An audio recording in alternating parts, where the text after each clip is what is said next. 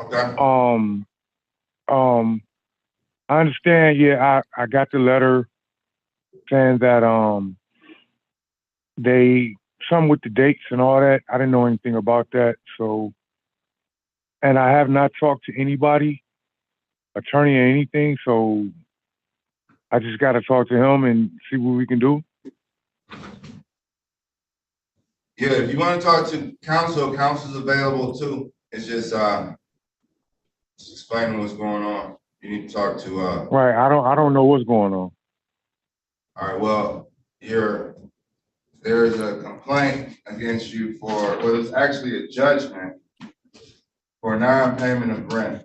When do you plan on how much do you owe any rent, Mr. Britt? Yeah, I'm pretty sure I do, and I think I got the paperwork somewhere, but uh Do you want like legal even counsel? the people in the, I mean, I don't. I've never been through this before, so maybe I I'm should. gonna put, I'm gonna put you with Lakeshore Legal. Can someone from Lakeshore invite Mr. Britt to a breakout room?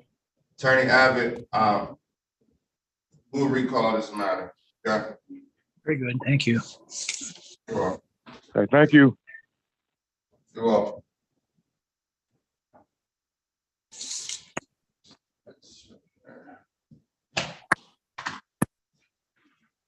Second here. Okay. All right, Mr. Brown. As I stated on the record, a lot of people are here this morning. There are a lot of motions that were filed by the court for reconsideration due to the confusing court dates and default judgments that I entered for non-appearance, for failure to appear.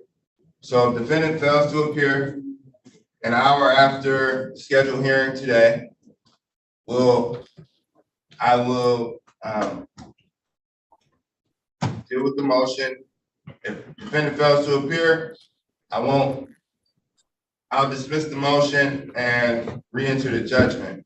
It's either gonna happen, either we're going to rehear the case or a judgment will be entered today.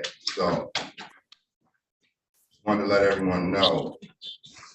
Judge, this is Cameron from Lakeshore. Can I have controls, please? Sure, good morning. Good morning. Thank you. Welcome.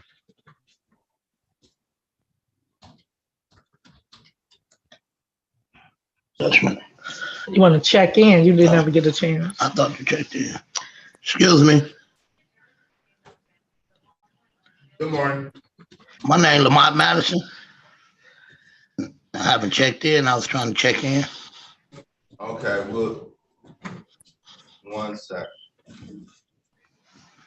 Thank you, Your Honor. You are welcome. Madam Court Reporter, can you check Mr. Madison in? Absolutely. Thank you. Mr. Madison, do you know the last four digits of your case number? I'm looking for your name on the docket, but that would help. I can't see it. 0594. Get your glasses. 0594. Where your glasses? Thank you so much. Good morning. I'd like to check in as well. One moment. Mute you. You're supposed to be muted again. No, she didn't say me. I'm just I'll looking meet for you, you. Mr. Madison. Just a moment. My case. Let me know. Okay.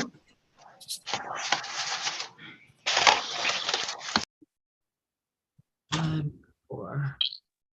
And is Mr. Jackson checked in? No, I haven't. I'll let the Madam Court Reporter check you all in so I don't create more chaos. Sure. And then we'll get started. Good Yep, morning, Mr. Good morning. Sorry. So I'll be So quiet. okay, all right. So I just want to, just so you all know, so I have the docket here, and so I'll just go down the line, so you all don't even have to ask, okay? So I'm still looking for Mr. Madison.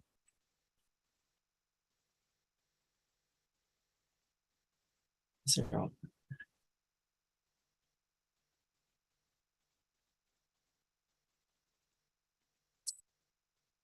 I muted Mr. Matt. Okay, I just asked him to unmute. Lamont Madison. Oh, no, he's fine. Oh, okay. Yeah, no, I just wanted him to know I'm still looking and everybody. So I am not seeing you on the docket, so we may need the clerk's help for you, Mr. Madison. If you This hang courtroom. on. Pardon? Is this courtroom 36, correct. 436? This is 436, landlord tenant. We have attorney, Okay. excuse me, Judge Adam Sabree. What time was your case scheduled? It started at 9:30, Oh, well, wait a minute. Let me Like March the 21st. March the 21st, at 9:30. I was just checking in. Or was it 8:30? Case number. I still don't see it. What is the case number at the top? Should be on the left-hand corner, possibly. I ain't got no glasses to see. Give me any of your Okay, reading let me, can I give it to help you out? Because you really, the last Yes, please. 0594 233 40594. You're in GK. Christopher Kamaj. Yes. Oh. That's Who is that? I don't know who that is. Stop intervening. I know what he's saying. That's the guy who was saying sent Okay, so them people to put me out, put my brothers out. No, okay, hang on. Okay, well, I ain't gonna get I'm him. just not seeing it, Judge. I'm just not seeing that case number. And Ms. Henry, I have Judge JK's docket because I've been reading people for 2 weeks. I mean, for 2 months. Okay. So I see them on his docket. I see that case number on his docket. Oh, so all right, Mr. Madison. Okay. All right. We need to get you to Judge Jacquet. And he's room 538, if I'm not mistaken. 538 360. 360. So Mr. Madison, the way you dialed in here, you dialed 360-436-0000. For Judge Jacquet, where your case actually is, it should be 360-538. He didn't call in. Tell her you was I didn't virtual call Zoom. in. You ain't I'm virtual Zoom. No, that is Zoom. That is Zoom. That's the Zoom ID. That's the meeting ID number for Judge Jacquet's courtroom. So you called this courtroom. I'm giving you the number for Judge Jacquet's courtroom. So the way you dialed in. I'm sorry? Yes, I'm trying to get it again. I'm trying to get it. Just take the Zoom code, switch out 436 and put 538. 360-538-000. Judge JK used to be in this courtroom. He's not in here anymore. That's what's happening. Yeah, they've switched courtrooms. So go to 538. Is that how we do it? Absolutely. Yep, that's how you do it. Thank you. And you're welcome. Okay, so Thank you, ma'am. thank you. Lord God, help me, help him. No, you're fine. You're fine. You're gonna be fine. Jesus. That's not his. All right, so I want to go, I'm going to make sure, Miss Horner, Lisette Horner, I'm going back up to the top because I don't see the case numbers. I'm trying to put the case numbers behind the names. The last four. Miss Horner, have you been checked in? I just want to make sure. I checked it through the chat. Through the chat. Yes. Okay. I didn't want to interrupt anything, so. Oh, no, that's fine. Do you have the last 4 digits of your case number? Because that would be really helpful as I'm searching for your name. 3249. 3249. Thank you so much. I know that in there, the landlord, she has spelled my name wrong. Okay. So it's it'll not except Hormer. Oh, I'll fix that. Just a moment. That's not how she spelled my name. She was spelled on a piece of paper wrong as well. Okay.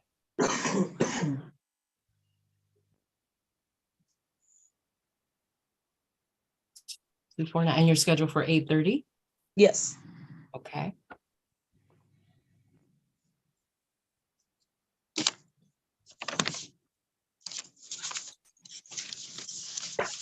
Judge, would you happen to see Miss Horner's name on Judge Jacquet's docket? He's scheduled for 9:30, is that correct? It's scheduled for 8:30. Oh, 8:30. Good Yep. morning. Good morning. And it's for Judge Adam Sabree. Oh, Sabree. And the last four what case are number? 3249. It ends in 3249. You didn't see it on our docket, huh? No, I'm checking it again though. I keep going back. Yeah, me too.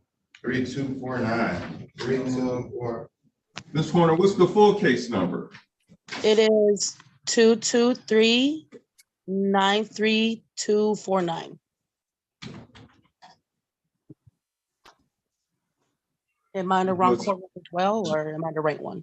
To Millicent Sherman. You were in the right courtroom, but now that cases are being rescheduled, things are moving around, and you're in Millicent Sherman's courtroom. Oh, okay.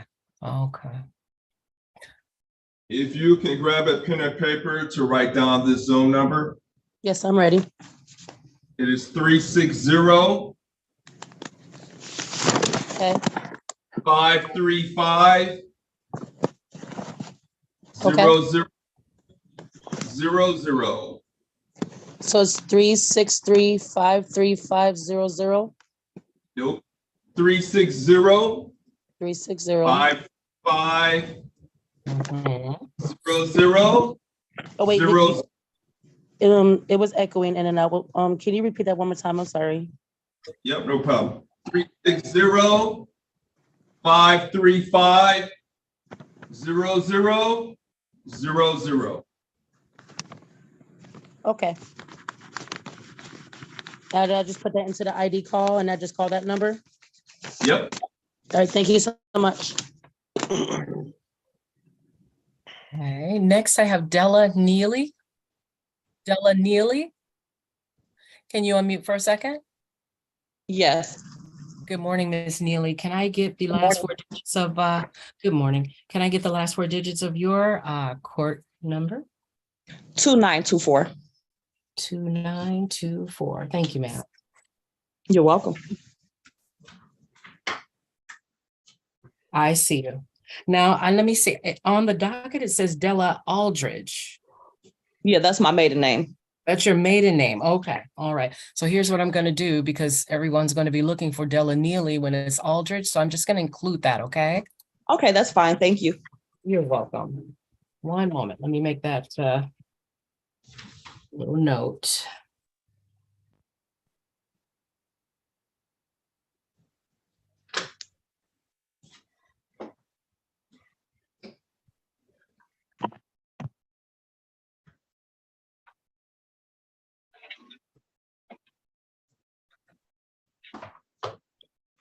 There we go. Thank you, ma'am. All right. I've got Cherie Spencer. I've got you in. Devon Jackson. Am I saying that right? Devon or Devon? You're saying it right. Oh, okay, great. Mr. Jackson, can you give me the last 4 of your case number? 7722. 7722. All right. Thank you, sir.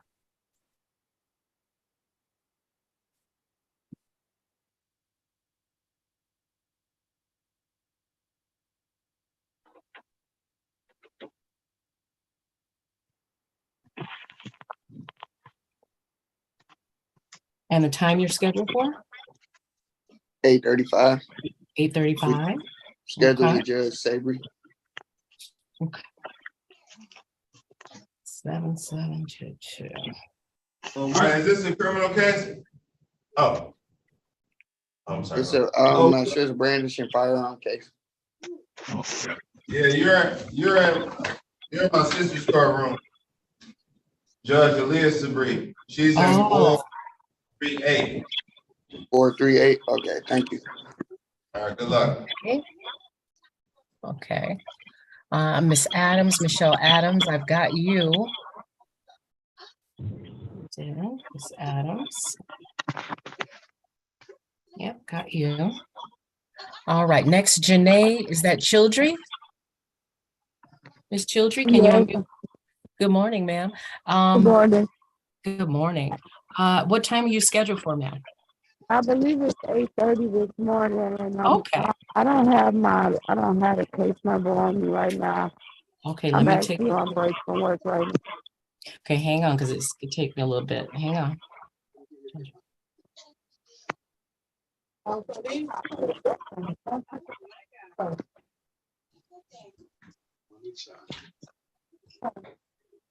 It's calling my phone. Mhm. Hey, give me $1.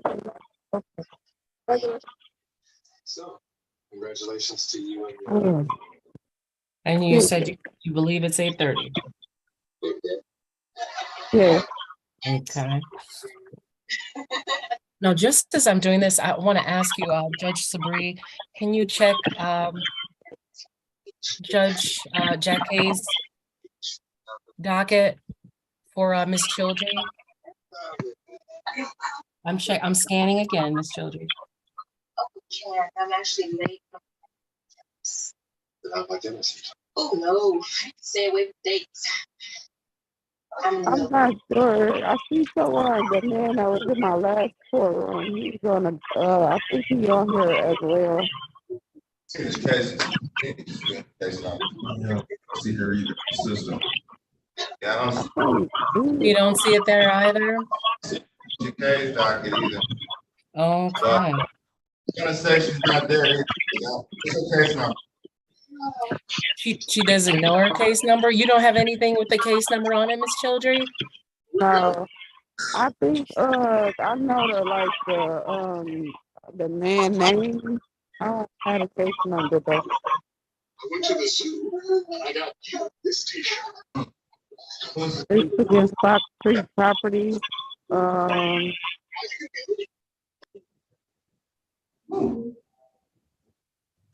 Madam Clerk, she should be in Judge Brew's courtroom, scheduled at 9:45. Oh, Myers. Thank you, thank Mr. Myers. you, Attorney Myers. You're welcome. Her Oh, case number I'm- is 22397507. We need to get you to Judge Brew's courtroom. She's in 432. Do you have a paper and pen, or can you remember?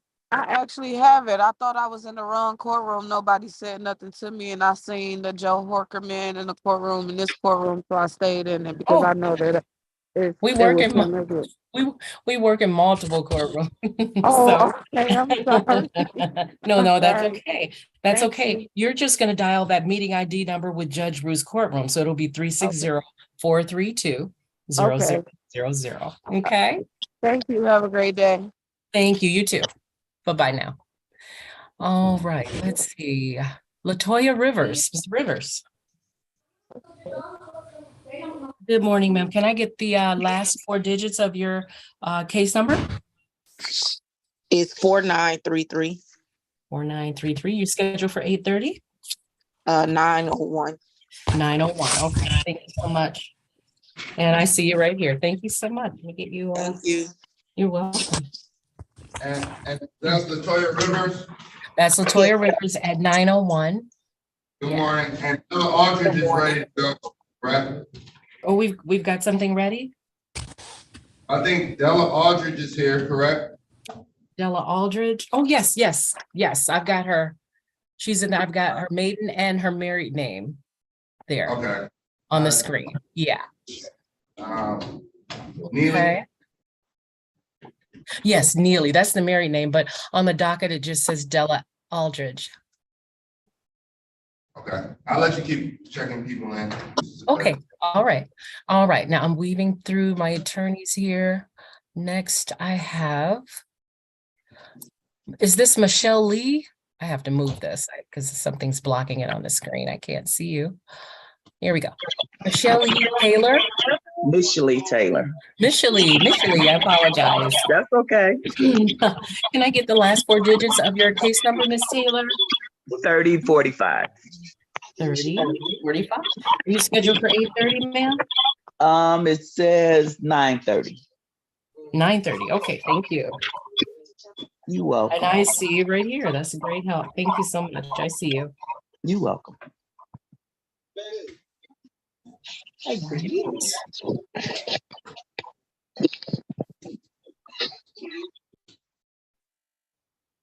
Let's see, Miss Shelley. Here we go. All right, let me move you guys. I got a lot of attorneys in here. Let's see here. I'm gonna shift you all around. Let's see. I move you guys.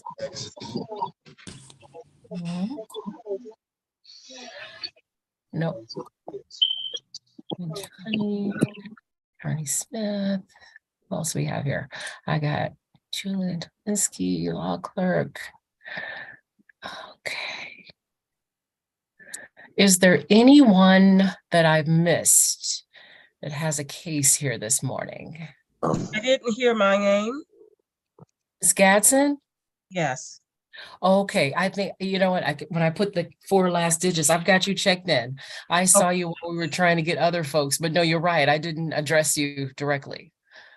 But you're on the docket and I have got you as present. Thank you. You're Do you welcome. have Atkins? Hang on just a second. Let me. Atkins, say that again one more time so I can find you on the screen. Atkins, Atkins. Oh, Kadena. I have a second screen. Thank you for saying that. I thought I was done on one screen. No, I have a second screen here. All right. You said Kadena Atkins? Yes. Is that with a T or a D, Miss Atkins? A T. A T? Let me get that in there. And then I'll ask you one more question. Let me just get your a T. Okay. Can I get the last 4 digits of your case number? I don't actually have it, but I know my time is at 9:30. It said 9:30. That's helpful. Yes. Just hang on just a second. Okay.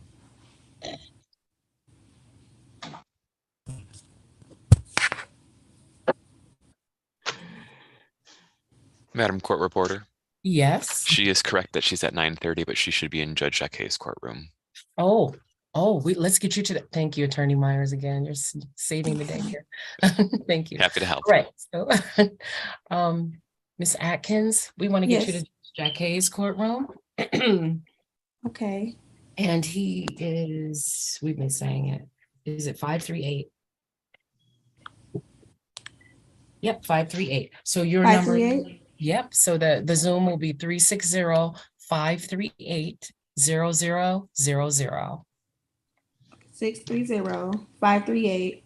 No, 360. Oh, 360. Okay, I'm sorry.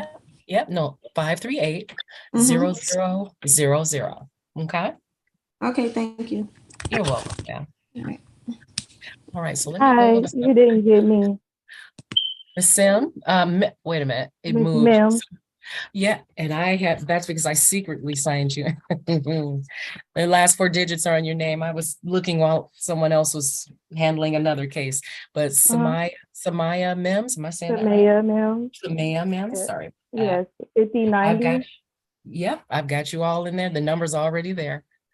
Thank you. Thank you so much. Let's see. Do you have a Delaney Foster? I've got to move this around. It's blocking. I don't have you, Miss Delaney. Last name is Foster. Just says Delaney's iPhone on the screen. It's Foster? Yes. Okay. Hang on. Let me put Foster here. Do you know what time your case is, Mr. Foster? 9:15. 9:15. Okay. And I see you. Thank you so much. Okay. Yeah. Appreciate that. Good night of Boston. Okay, I'll be with you in just a second, Miss Boston. Literally just seconds. Putting the last 4 digits lets me know that I've checked you in. And that is not. Miss Boston's supposed to be in Judge Jacquet's and she's at 9:30. Oh, Miss Boston. Yes. I Let's see get you Mr. to the right Myers. place. Have you got a paper? What's the number? The number's 360-538-0000. That's Judge Jacquet. Okay, thank you. You're welcome, ma'am. And let me just, Mr. Foster, let me see here.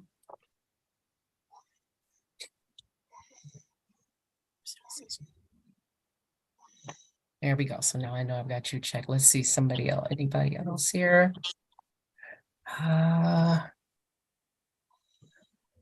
Is there anyone that I have not checked in? I've got case numbers behind you all. That's my little indicator, but I could have skipped someone. Are we all good? Sounds good. You hadn't spoken to me, but I know you checked the defendant in, so I assume I was checked in. Oh, perfect. Oh, yeah. Oh, yeah. Yeah. You, Okay. you all are kind of automatic, but All right. yes. I didn't want you to keep passing me because you thought I wasn't here. So You felt neglected. I understand. thank you. No, I wouldn't do that.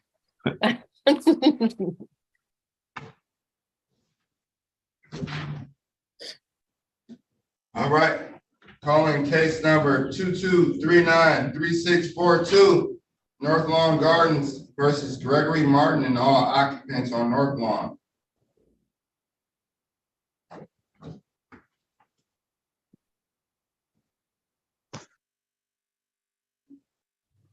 Let's see. Hold on one second.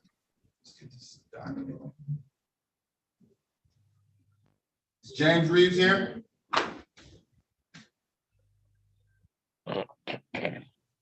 Trying to grab his phone.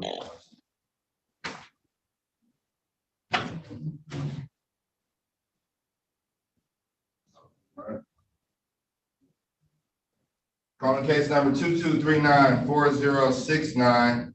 This is VEOT Investments versus Michelle Adams. I'm here.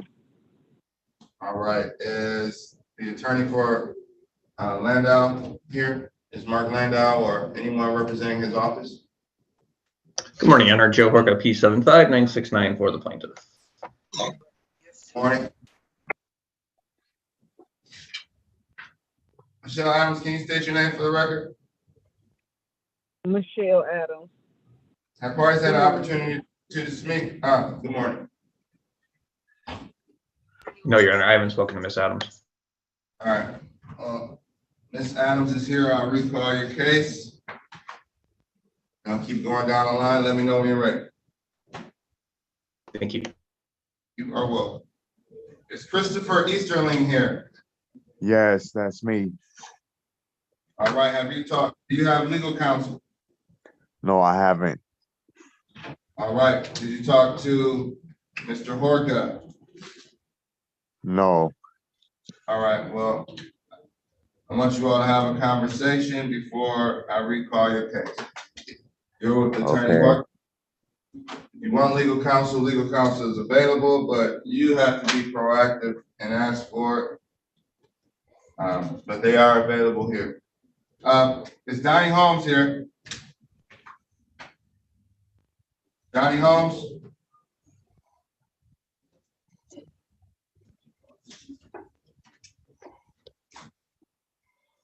Theodore Watkins. Theodore Watkins.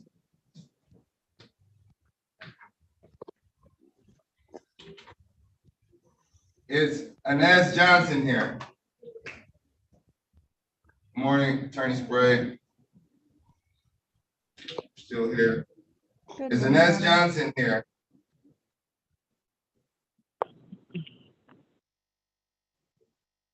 All right, I'll put this.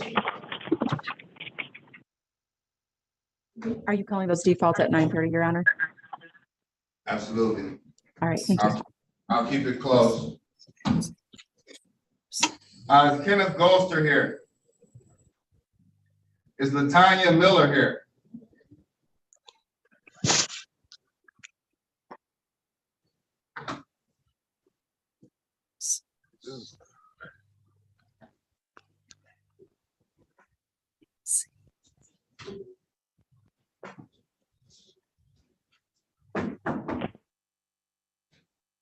Is Tamara Martin here?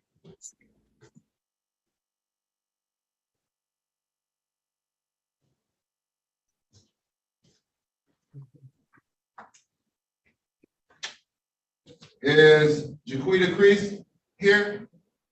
Lisa Jaquita Crease?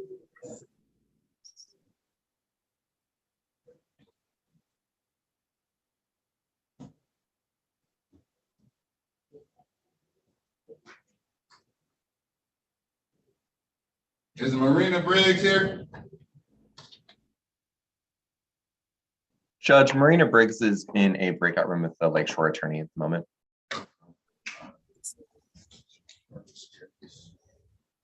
643.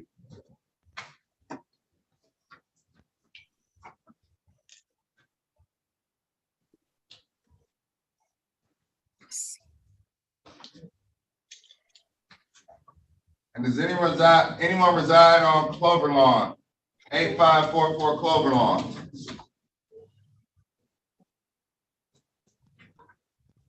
Yeah. Is Chloe DeWalt here?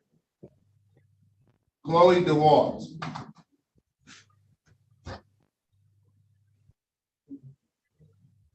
Chloe DeWalt. I'll take it. Right. Asia Dixon. Is Asia Dixon here this morning? Right. I'll be calling defaults an hour after the scheduled hearing. LaDavia Jackson. Is LaDavia Jackson here?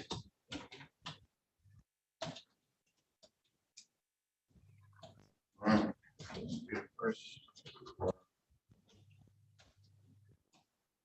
right. Nicholas Barber Brown.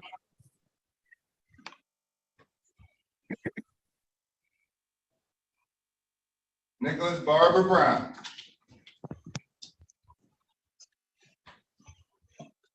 Good morning, Attorney Smith.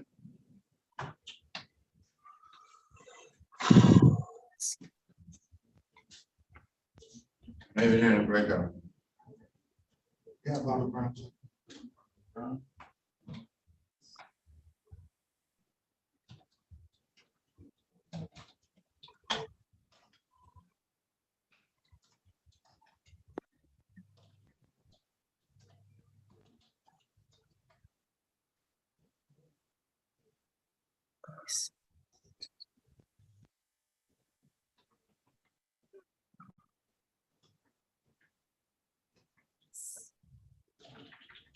Two dismissals, okay.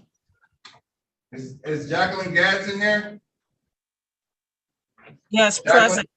Yes. All right. You got counsel?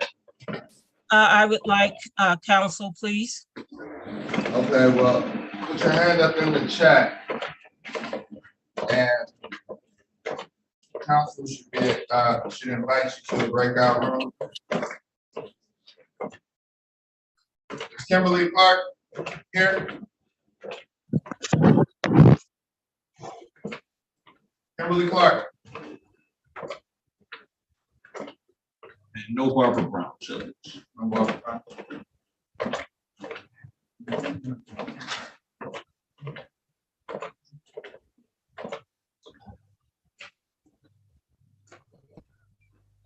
No Kimberly Clark.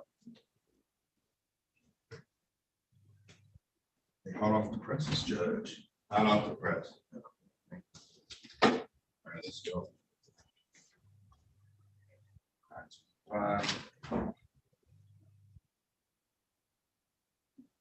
Samaya Mims, are we ready? Yes, I'm here. All right, is Attorney Fantera or anyone from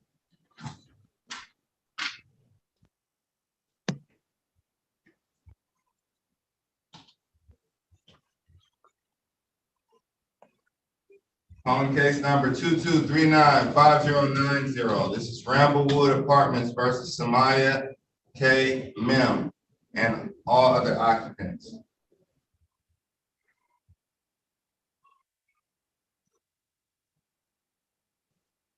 I'll recall this matter. I'll recall this matter, sure. Have you marked this here? Yes, ma'am.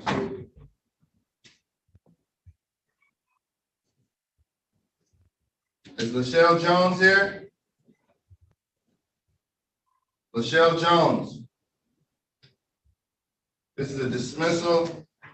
I have it in the file.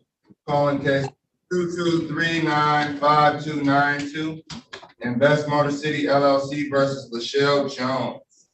And Your Honor, Justin Smith here for the plaintiff in this case. So I did submit two dismissals. What was the case number, Judge? I'm sorry.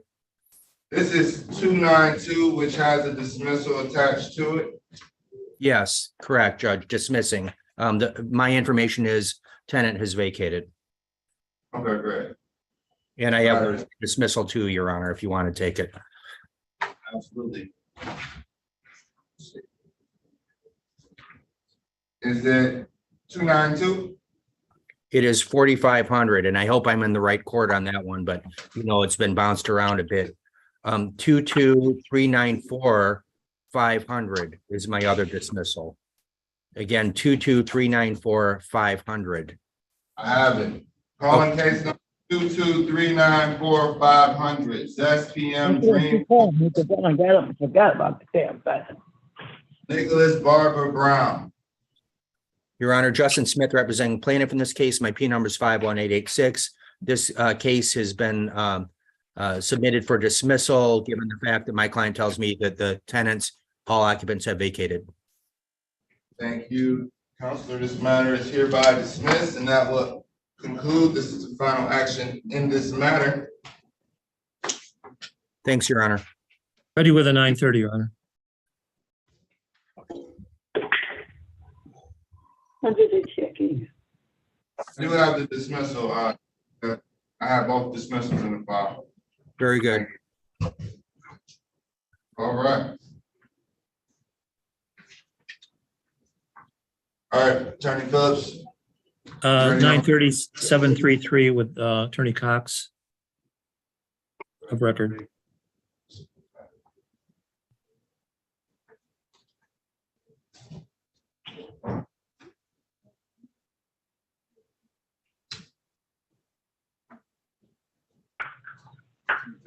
Richard Sully. Yes.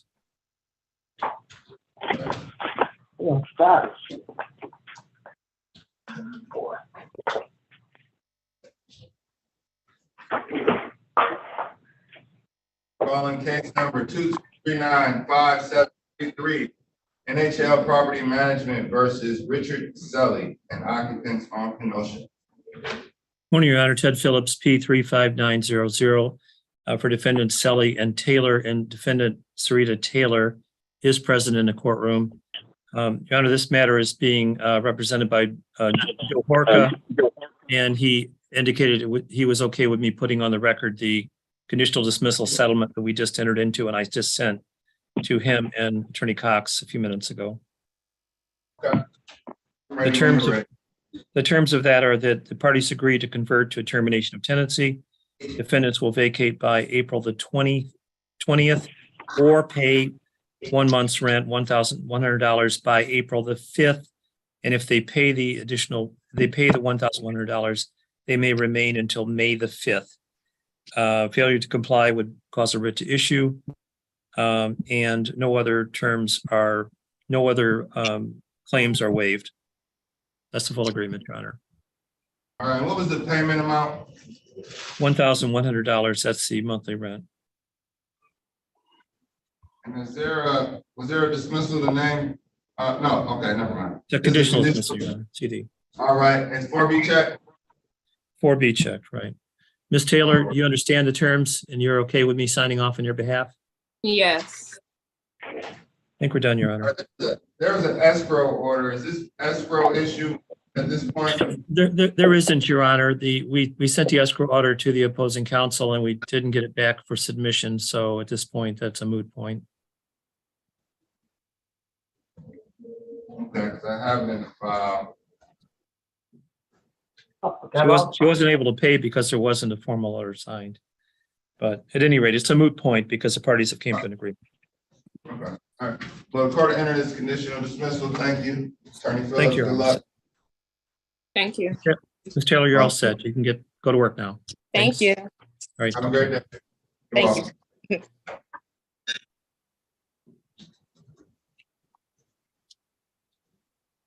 Right.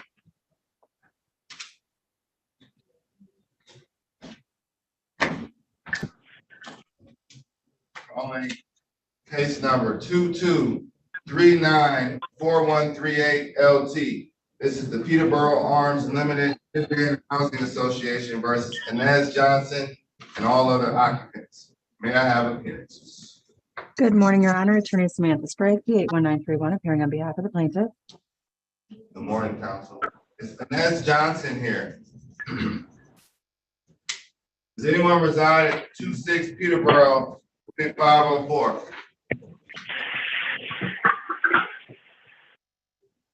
Today is the date and time for a motion reconsideration due to the confusion in the court dates. However, my notes show that defendant failed to appear on multiple occasions. So it's not a surprise that the defendant has failed to appear today. However, the court wanted to allow and give the defendant every opportunity they could to come to court. So at this time, do you have any requests, counsel? Yes, Your Honor, we would request that you dismiss this motion and re-enter the judgment. Okay, do you want the judgment re-entered as is or an updated judgment with an additional 10 days for move out? We'll accept the judgment as it is in the file. Okay, and is there a waiver of 56-day rule? My apology. Are you requesting a waiver of 56-day rule? I am, Your Honor. Okay, all right. Court will deny a motion for reconsideration, reinstate the default judgment as is. There's also, I'll grant your waiver of the 56-day rule, and the court will sign a writ when we receive it. Thank you, counsel. Thank you, Your Honor. And for the record, defendant failed to appear to argue any of this. Thank you, counsel. Have a great day.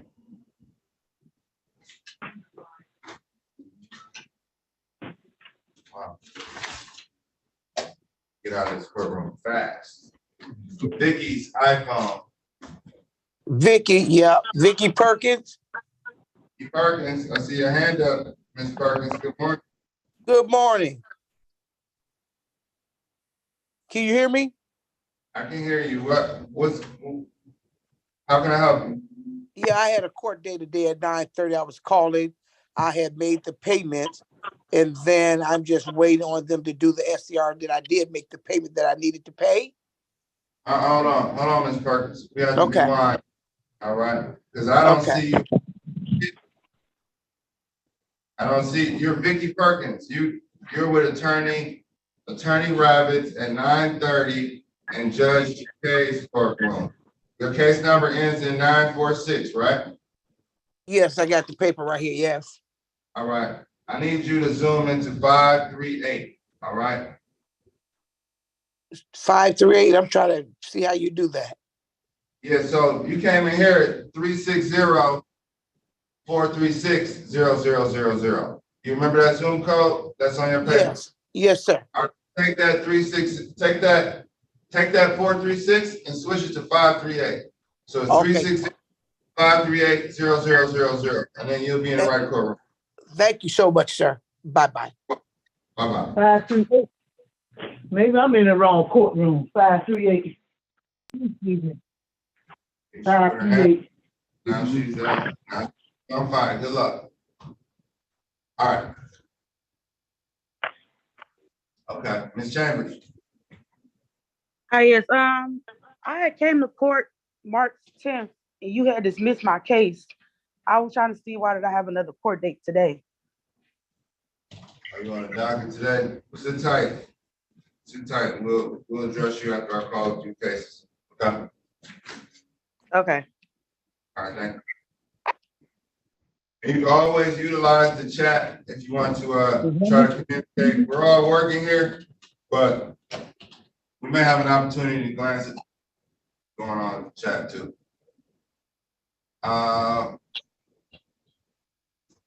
Okay. So, all right, Ms. Chapman. Yeah. Ms. Chapman, how can I help you? She's at Wanna start 8:30, calling? Judge. Okay. So she's at 8:30, last four digits, 5318. All right. She may have her hand up for legal counsel. Oh, sorry. Sorry. No, I don't think so, Judge. That case is going to be a dismissal. Okay, Brittany Chapman's dismissal. Yep. 22395318 Mutual Property Management versus Brittany Chapman. Yes, Judge. Ely Bajani, P 74626 for the plaintiff. Thank you. Can you state your name for the record? Are you Brittany still talking? Oh, I'm sorry, Can you Brittany state that? Chapman. Thank you. And counsel, did you indicate to the court that this is a dismissal? Yes, Judge, it is without prejudice. Although the defendant has a small balance, it's only for March and she still has to pay that, but we're still dismissing without prejudice. And that'll be paid this Friday. Sure. Okay, all right, thank you. Thank you, counsel. Thank you, Ms. Chapman, for being patient, and good luck. Keep that relationship with your landlord good, and I won't have to see you back here, so. I don't want to have to see you either. All right, take care. All right, thank you. So am I free to leave?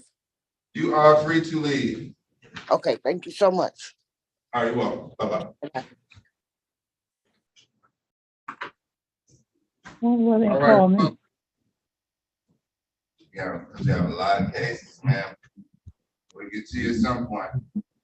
Calling, let's see, Mr. Siegel's in here. I can call some defaults. Kevin Thomas, is Kevin Thomas here? Is Cherie Spencer here? Is anyone from Lakeshore that can verify no one's in the breakout rooms? Okay, you said, who is here? Cherie Spencer? Yes. Are you ready on Ms. Spencer, Mr. Bajani? I am, Judge. All right, let's call it. Calling case number 22395315. This is Mutual Property Management versus Cherie Spencer. Good morning, Judge. Ely Bajani, P 74626 for the plaintiff. Thank you. Good morning. And Ms. Spencer, can you state your name for the record? Cherie Spencer. Thank you. Well, Judge, I think I misspoke. I'm not sure if we're actually ready because I haven't spoken to Ms. Spencer, neither. I'm not sure if she spoke with an attorney or not. Never have. It's my second court date. Do you want to speak to an attorney, Ms. Spencer? Yes. Okay. I was gonna just try to do this. Okay. I'll recall it. Lakeshore. Legal, if you are available. Ms. Spencer. They're available. All right, I didn't mean to yell, I didn't mean to scream it out like that, but All good. it's effective. But I'm giving you co-host privileges as well. Ms. Spencer, have a conversation with Lakeshore, and Lakeshore, please let me know when you're ready. We will do. Thank you, Your Honor. Welcome. Judge, this is Nancy Garber from Lakeshore. If Mr. Hork is available, Marina Briggs would like to discuss a payment plan with him if he's available. I already prompted her for a breakout room, Attorney Garber, just waiting on her to click. Thank you, Mr. Hork. Mr. Powell, how can I help you? It's your background noises. Oh, sorry. It's all right. Thank How can I you. help you? How can I help you? Here to help. Mr. Powell, you had your hand up. Are you waiting for way to speak to legal counsel? Yes. Okay. All right, just checking. All right.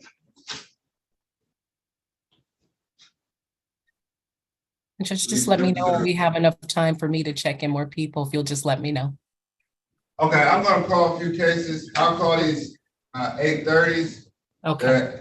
Rated and eligible, and then we can take another break. Just go through some more.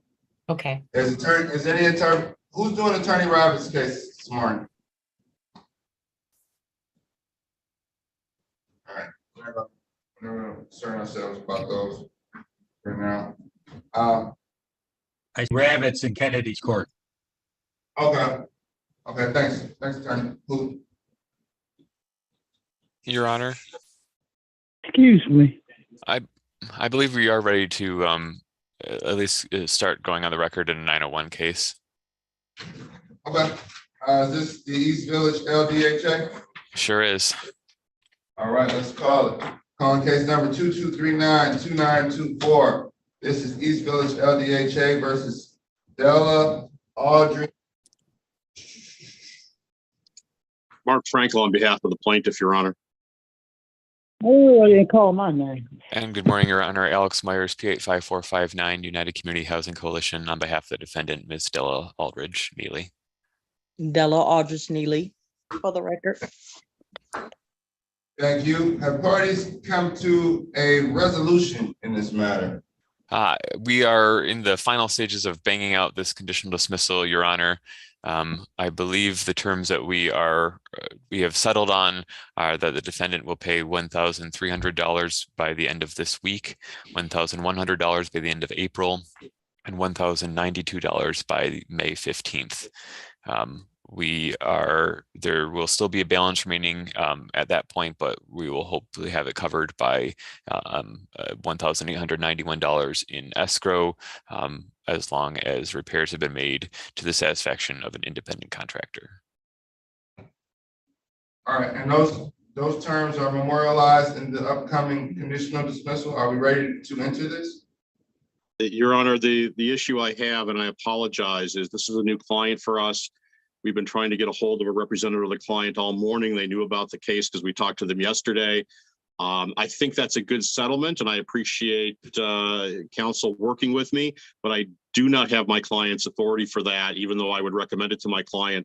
I would ask for an adjournment of 2 weeks, and by then we may have the conditional dismissal already worked out and on the rec and submitted, but I cannot approve it without my client's authority. This is a new client. I don't have the feel for them yet to do that without their saying yes. Understood. We can set this out. You said 2 weeks for work? Yeah, 2 weeks would be great, Your Honor. Let's go back. Let's come back April 4th. Court finds good cause to adjourn this matter to April 4th, 2023 at 9:01 a.m.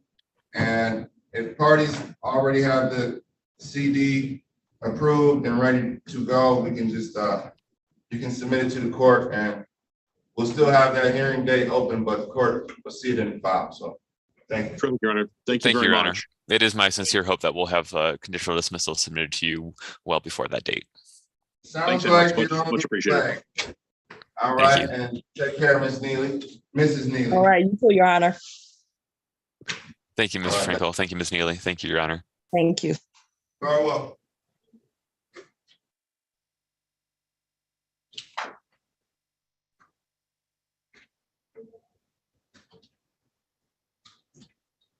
Calling case number 2239-4074.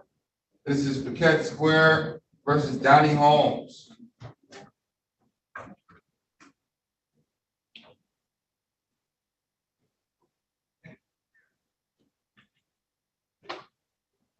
Oh, it's not.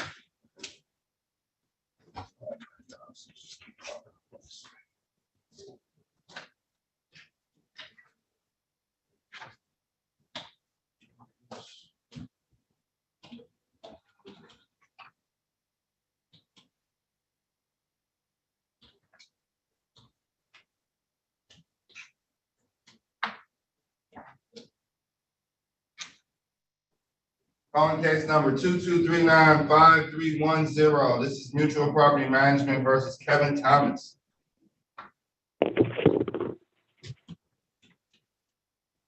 Is Kevin Thomas here? I think. Johnny will be back. Fine. Is Leticia Jackson here? Leticia Jackson.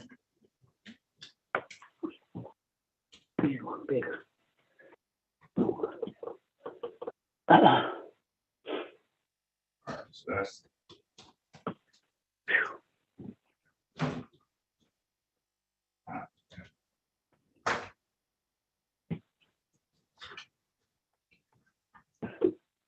Is India McCullough here? India McCullough here? All right.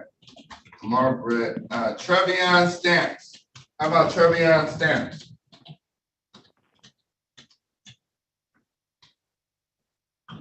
Trevion Stamps? No? What about Melvin Howard? Is Melvin Howard here? Crystal Chatham. Is your name Melvin Howard, sir?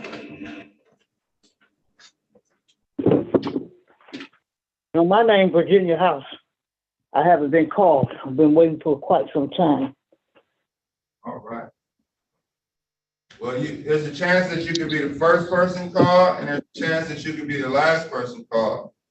And there's a chance that between something in between. And we have a few cases this morning, so just okay. Be patient. I don't want you to be in the wrong.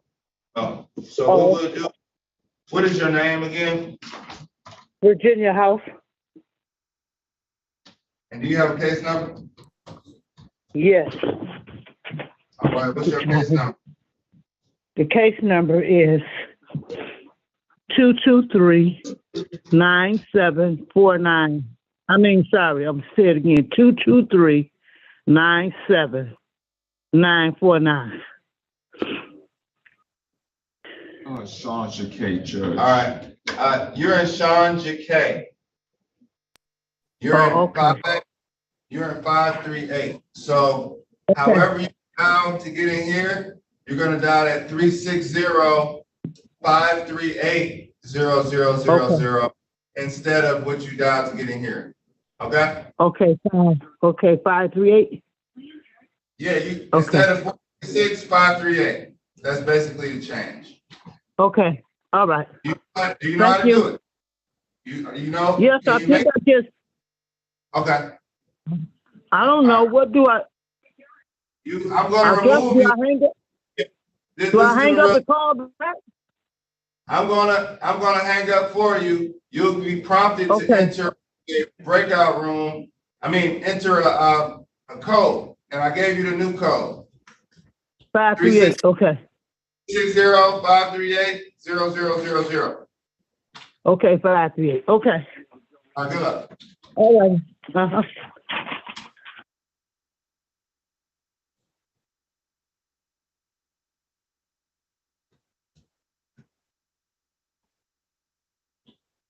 Is Trevion Stamps here? Ms. Albu, good morning. Good morning, Judge. I have one ready with Attorney Narcisse. It's at 936, ending in 787. Okay, we can call it right now.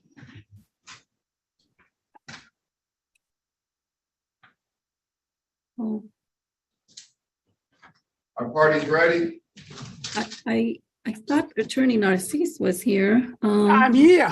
Oh, okay, good. We have a resolution, or is this a full-blown hearing? It's a resolution, Your Honor. Okay, great. Calling case number 22397137. Is the right file? It's it's at No. 936. It's ending in 6787. Cascade funding. Just below it. Alright. 682.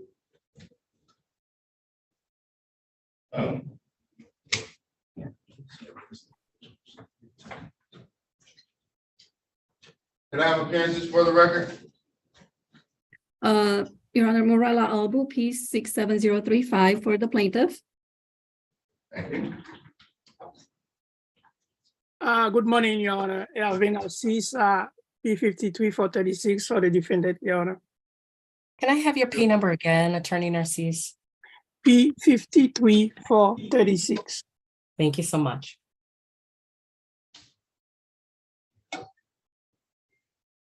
All right. Have parties worked out a resolution in this matter? Yes, Your Honor, we are submitting a conditional dismissal. That would be for possession only with a vacate date of May the 21st.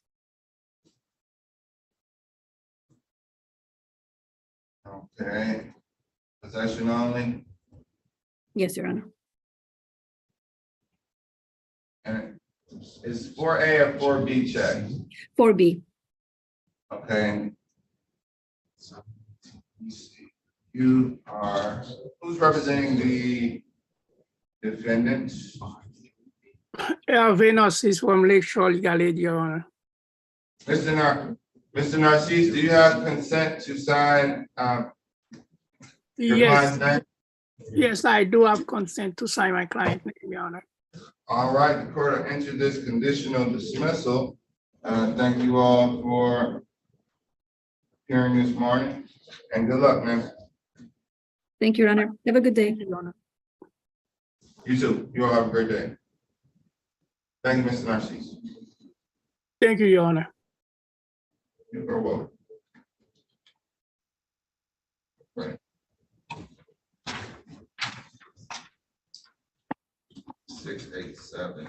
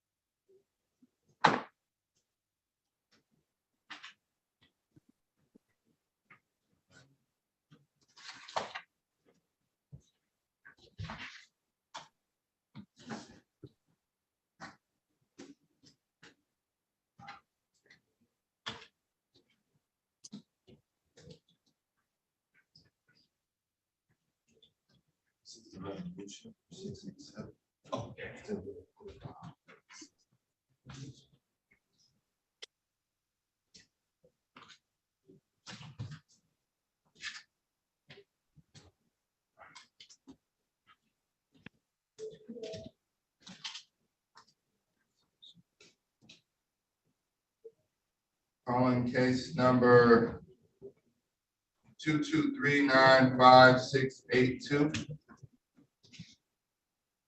This is Aspen Real Estate versus Melvin Howard and Lolita Howard.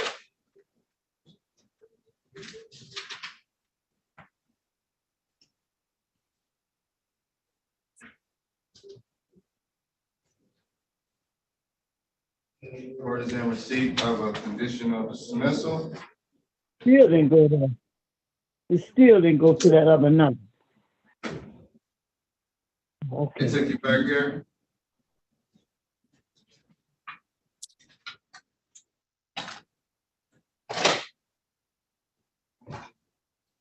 I'm gonna think this is Attorney Abbott's case.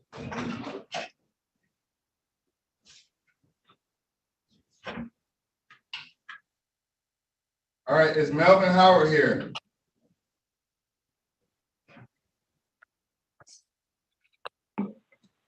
Is Melvin Howard here?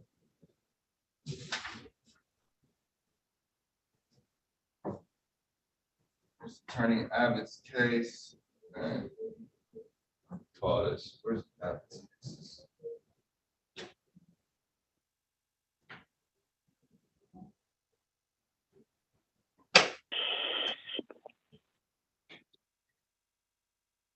Who's here? Is anyone ready to see Attorney Levasseur?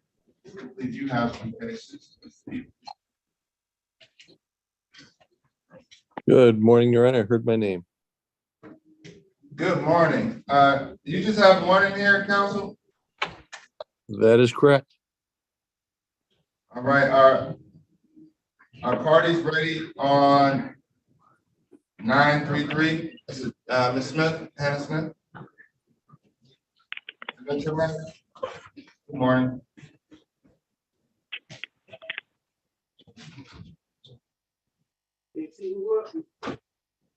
Attorney Smith?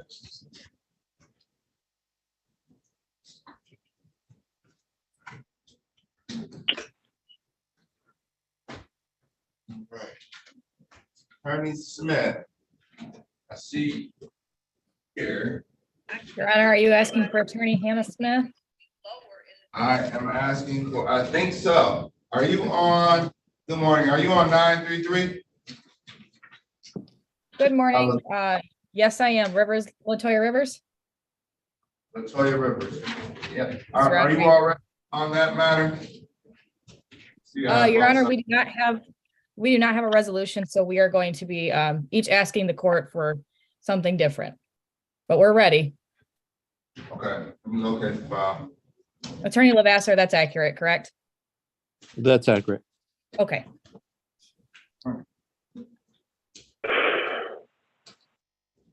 One second.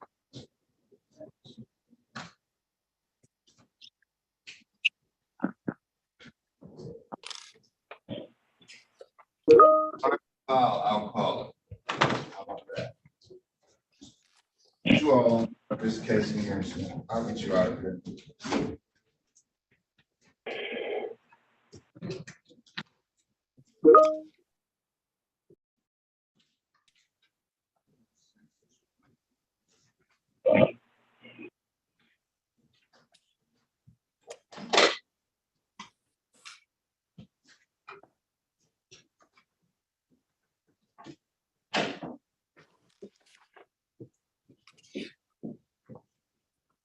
Calling case number 22394933. This is Trade Winds Development versus Latoya Rivers. May I have appearances? Good morning, Your Honor. Randy Lavasser, P41712, appearing on behalf of the plaintiff. Good morning, Your Honor. Attorney Hannah Smith, P86433 from Lakeshore Legal Aid. Ms. Rivers is present in the Zoom gallery. Ms. Rivers, can you please state your name for the court's record? Good morning, Latoya Rivers. Good morning, Ms. Rivers, and good morning, counsel. All right. Is today the date and time set for, okay, this is a pretrial. Counsel, can you remind me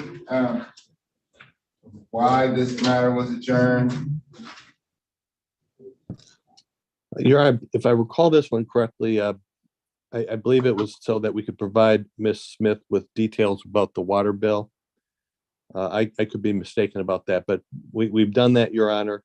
There's a substantial water bill that Ms. Rivers is responsible for that we're seeking that the court director to get paid as a condition of this. There's also a substantial amount of rent that is due, Your Honor. In total, we have rent and late fees of $4,735, water of $4,050.53, cost $155 for a total of $8,940.53.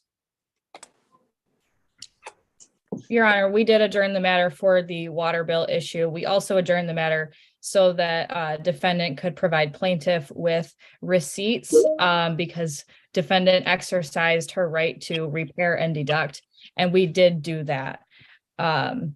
As far as the water bill, defendant does take issue with the water bill. It's a table that doesn't have any identifying information on it. It doesn't say who it's prepared by. And our position is that it is wholly insufficient as far as what she owes. I mean, does it have dates? Can someone send it to me? It's got dates, yes. So I think I know those water tables, like they're just pretty plain, black and white, and just have nothing but the charges and the new charges and the amount used. Yeah. Nothing fancy. But Does Gray have a preferred way to receive that, Your Honor? by email, I'll send you an email right now. So we can just continue on with this matter. So, okay, so the water bill, are there any other issues? Yes, Your Honor. There are a couple issues we would like to bring to the court. So plaintiff is asking for a judgment today. Defendant is asking for a dismissal. And if Your Honor does not grant a dismissal, we're asking for an adjournment under MCR 2.118 to be able to file an answer in this matter. Our grounds for adjournment and or dismissal are all triable issues. We have a question of the real party and interest. Defendant does have an issue as to the amount and controversy. And lastly, there are serious habitability and health hazard issues. Even as of last week, Ms. Rivers' heat went out in the unit and she did put in a work order. Heat has not been restored to her unit as of today. Okay, you said habitability issues. What is the discrepancy with the monetary amount? I mean, there's not a debate about what rent is owed, correct? I'm sorry, Your Honor, you broke up a little bit. Can you repeat yourself? Is there a discrepancy between the 4735 that's owed? Is there? Yes, defendant's position is that there is a discrepancy because the ledger does not reflect Ms. Rivers' right to repair and deduct, which she did do. So that was for October. How much did she repair and deduct? Like, let's get to the numbers. October rent, we have $800. Ms. Rivers, please Yes, correct me if I'm wrong, but let me look at these receipts. Hold on.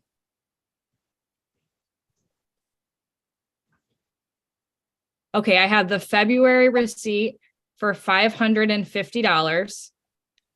So that one was for the full amount of rent. She did pay the difference. How much is her rent? Ms. Rivers, is it 800? Oh, go ahead. 750. 750. Did it turn into 780 recently? No, you're not right, that I still was aware 750. of. All right, 750 is your rent. So what is the October rent? You said 800. 850 for the receipt for October rent. And then 500. How is your $850 rental receipt? What is that? Why is she overpaying in rent? No, Your Honor, that was for 1 second, Ms. Rivers. That was for her, the amount owed for repairing the floor. So she had to pay that amount to the contractor. Can you add up all the amounts for all the repairs and provide me with the total? Your Honor, those two numbers, I come up with 1,400. Okay. Is that are these the only repair issues that client is claiming? And I want to look at the receipts and see what actually is being claimed. Outside of that, the water bill. Was client in the building using the water? Was that the only person using the water? Was the defendant the only person using water during that time? I mean, excuse me, Ms. Smith. Did Ms. Rivers ever pay the water bill? Ms. Rivers was not able to pay the water bill because when she went to the city, the department required paperwork from the landlord, I'm guessing to prove ownership. So she was unable to do so. You can guess pay. Ms. Rivers, you can, I mean, there's always been an opportunity to guess pay. I can pay your water bill right now. Okay. I mean, we talked about this last time when we were in court. So you didn't pay the water bill, correct? You went to court with that one? Correct.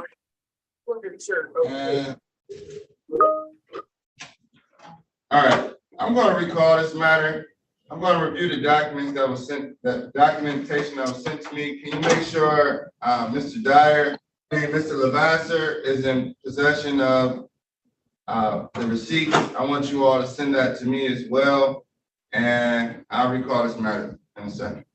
Attorney Levasseur, do you have any objection to me just forwarding the receipts to Judge Sabree's email? That is fine. Okay, thank you.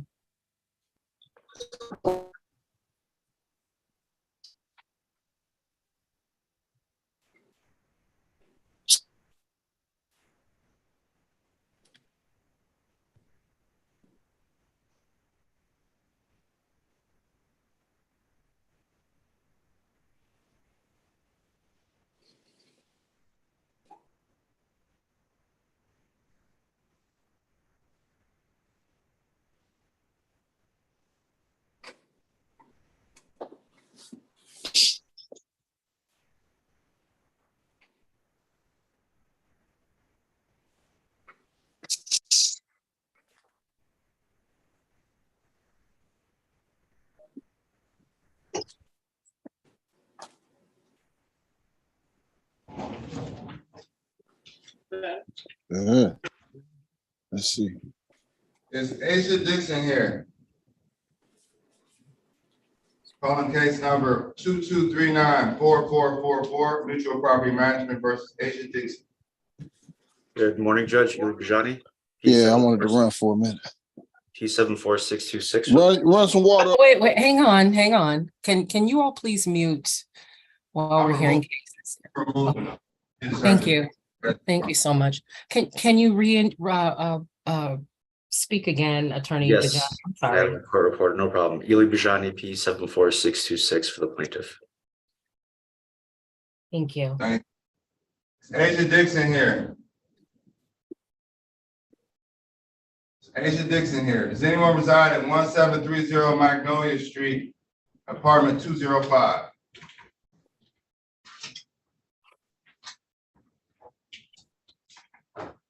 Excuse me, Your Honor. I want to make sure I'm in the correct courtroom. All right, do you reside, are you Asia Dixon? No, I'm Shantae Lewis. This is my third time. Can you see me? Yes. All right, so you're not dialing in. I gotta dial in. No, you're not dialing, so you can see me calling this case, and you can see that I'm in the middle of a case right now.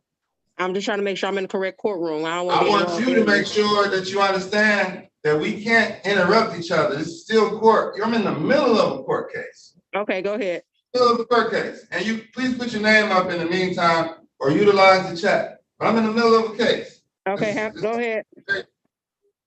What'd you say? I said, okay, go ahead. Thank you. Thank you, Ms. Lewis. Thank you for the permission to proceed. Is Asia Dixon here? Does anyone reside at 1730 Magnolia Street, apartment 205?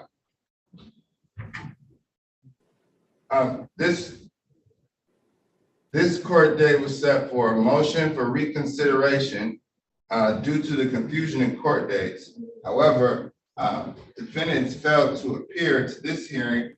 The court will deny the motion for reconsideration, reinstate the existing judgment unless counsel is requesting something different. No, Judge, you can re-enter it, please, with the waiver of the 56-day rule. Okay, court's going to waive the 56-day rule. I'm going to deny the motion due to defendant's failure to appear. And are you requesting that the judgment is entered as is, correct? Yes, Judge. All right, the court will reinstate the judgment. I won't set it aside. I'll just leave it as it is. There's a waiver of the 56-day rule. Thank you. That concludes that matter. You're welcome. Is it 444? Mr. Bajani? Yes. Ms. Spencer would like to talk with you if you have a break. I know you're on the record, so when you have a break. Sure. Once I have a break, I'll join the breakout room. Thank you. Is Chloe DeWalt here? Is Ladavia Jackson here? Calling case number 2239-4443. That's Mutual Property Management LLC versus Chloe DeWalt and all occupants. Good morning, Judge. Ely Bajani, P74626 for the plaintiff.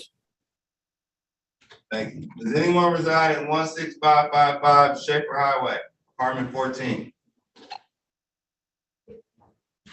Ms. Lewis, do you reside at 16555 Schaefer Highway?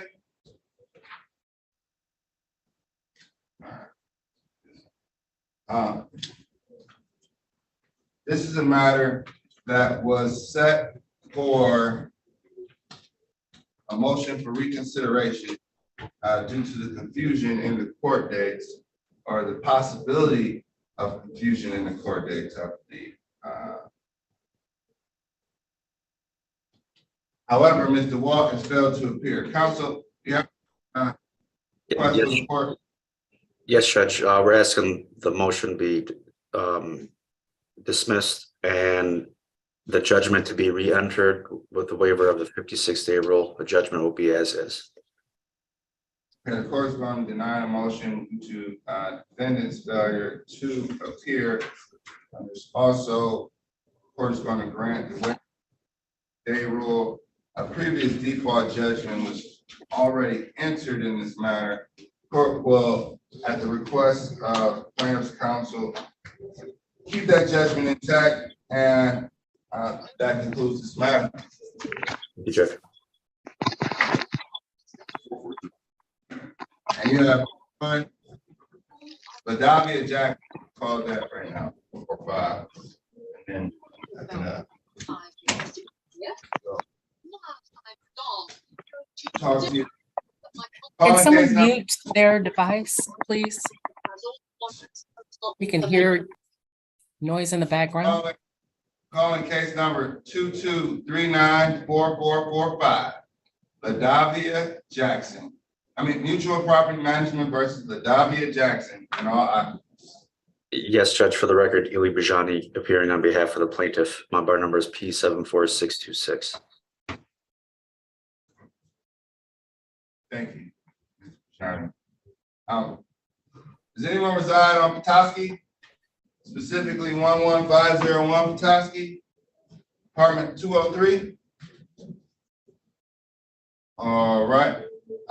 This case was scheduled today as a hearing to set aside the default judgment in the event that defendant failed to appear due to a default, a defect in notice. However, defendant failed to appear again, and at this point, the court will entertain any motions by plaintiff's counsel.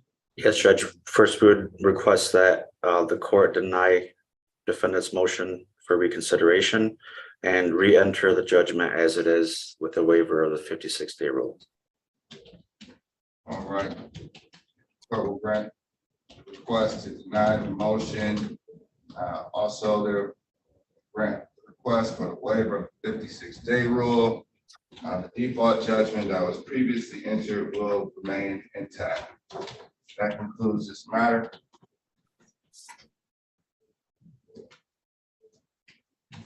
You have any? Okay.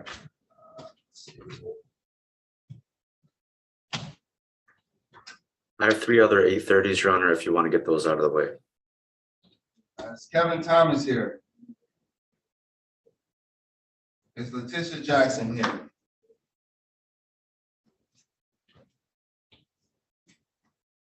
Calling case number 22395319. This is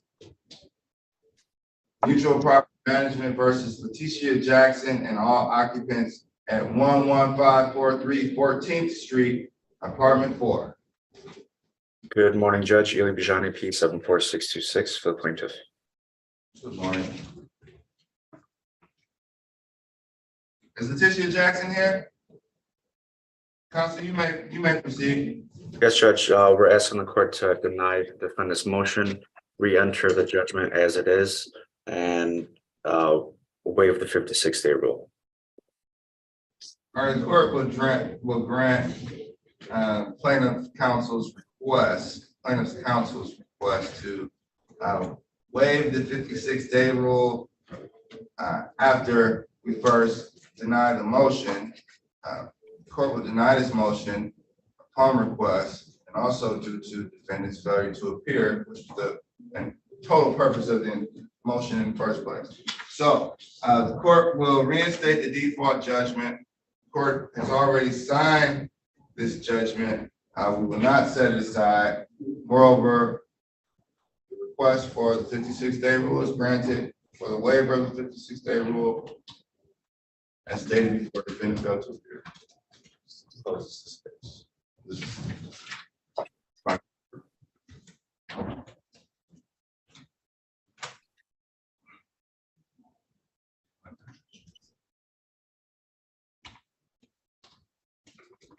Calling case, are you ready for, okay.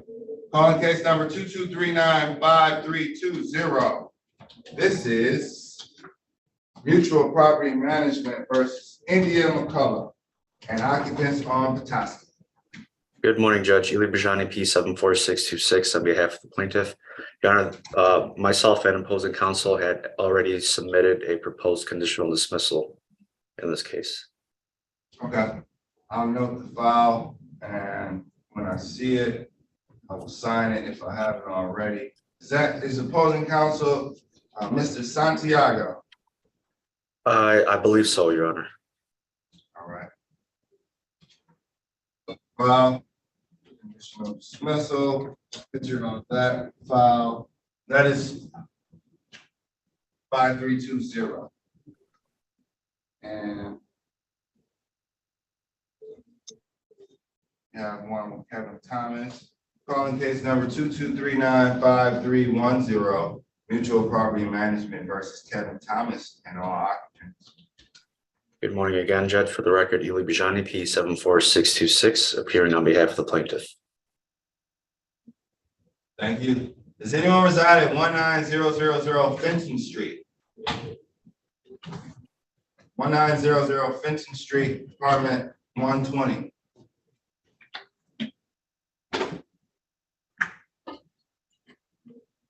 Our counsel, you may proceed.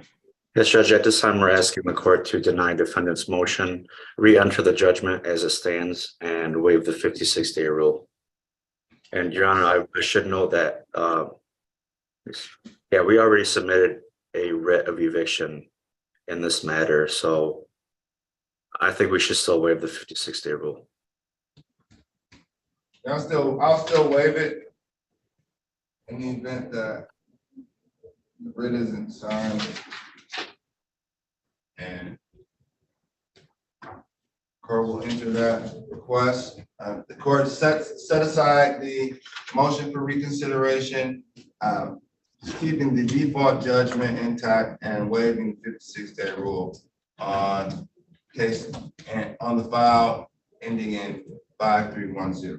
Thank you, Your Honor. You're welcome. And then you have Sharice Spencer here. Are you ready on that one as well? No, I need to speak with her in a breakout room with Miss Garber, I believe, which I will join shortly. Okay. Thank you, Your Honor. Welcome.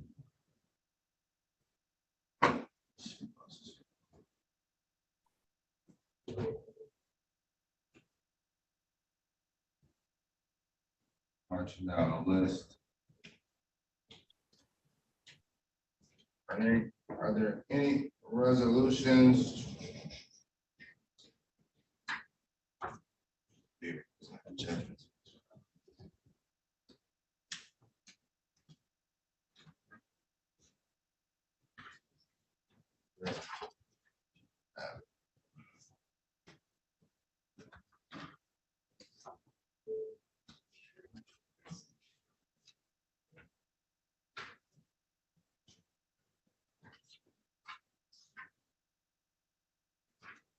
Is Crystal Chatham here?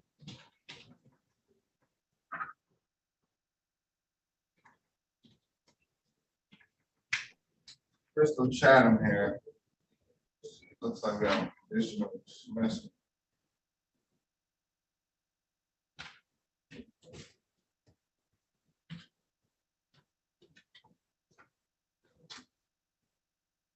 All right, let's hear this case.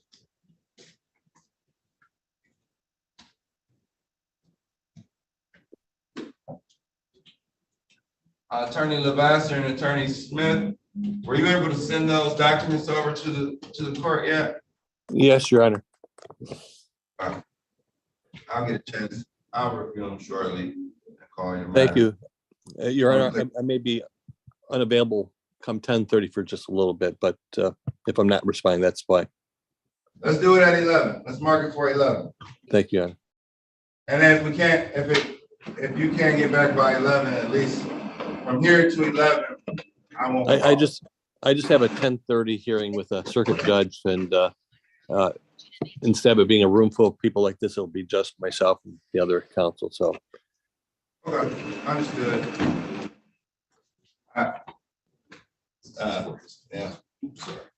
Other courtrooms, other courthouses are more digestible. Okay, I'll see you at 11.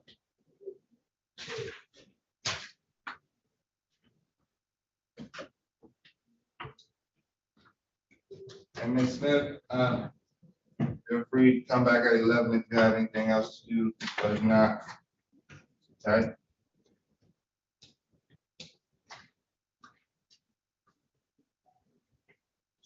Is Shanta Lewis here? Our party's ready on Shanta Lewis? Yes, Is your attorney ready, Ms. Lewis? I don't have any attorney. Okay. Were you requesting legal counsel? And Mr. Abbott, I have your files ready.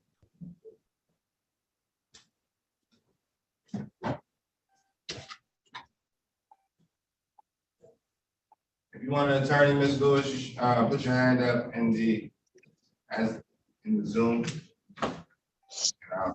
Someone may be able to invite you to a breakout room. Calling case number 22395683. This is Savannah Associates versus Crystal Chatham. Good morning, Judge Sabree. My name is James Abbott, P26085. I represent the plaintiff. Good morning, Attorney Abbott. I'm in receipt of a consent order for conditional dismissal. It's filled out. I've actually signed it. Is this conditional? Would you like me to enter this conditional dismissal? Yes, please. In lieu of the pre-existing judgment? That's correct. All right. So ordered.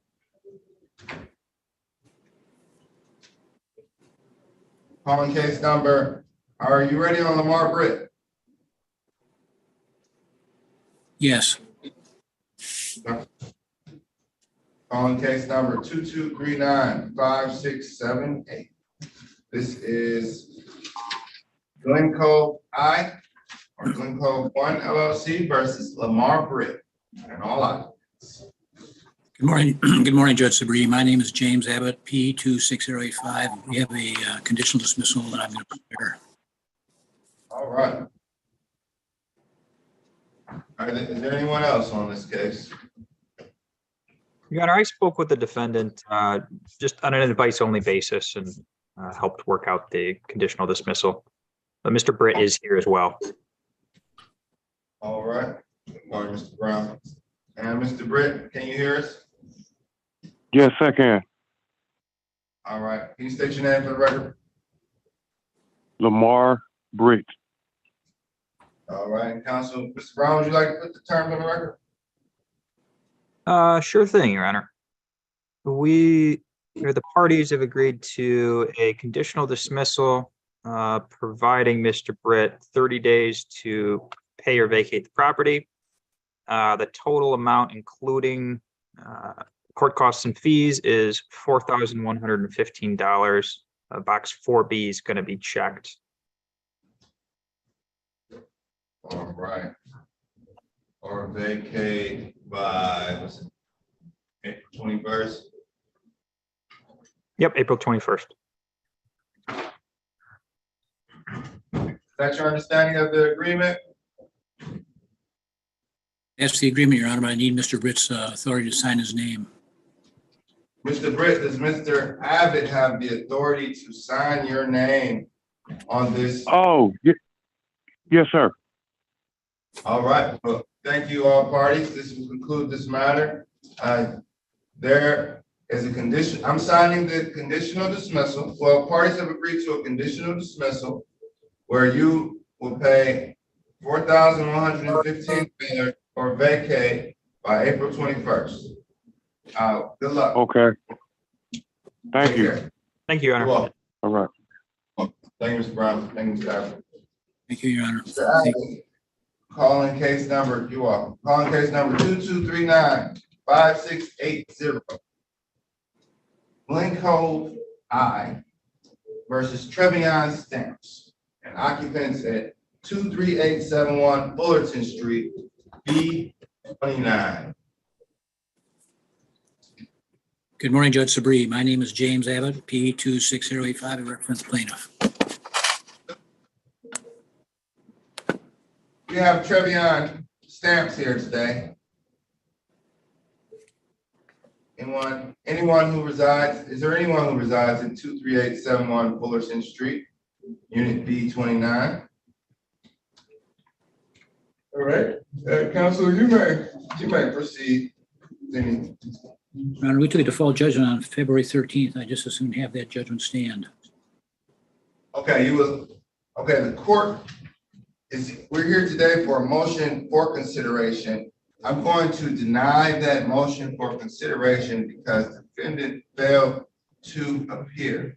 Are you requesting, counsel, are you requesting a waiver of the 56-day rule? Yes, I am. Okay, the court will grant your request for a waiver of the 56-day rule. And are you also requesting that the judgment stand as is? That's correct. All right, the court will enter this order, and if the plaintiff has not submitted a writ, may go ahead and do so for the court's consideration. All right, that concludes this matter. Thank you, Attorney Adams. I think I have one more CD. Which case? 682. 682. I just have 682. 682. All right, 1 second. Let's find it and call it.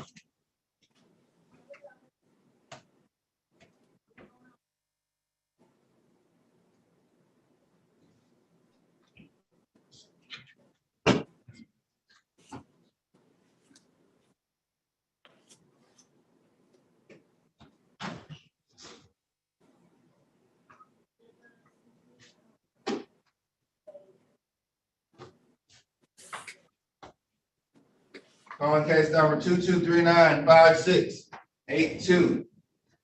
This is Aspen Real Estate Co. versus Melvin Howard. Good morning, Judge Sabree. My name is James Abbott, P26085. I represent the plaintiff. Thank you. Is Melvin Howard here today? Or does anyone live on West Savannah?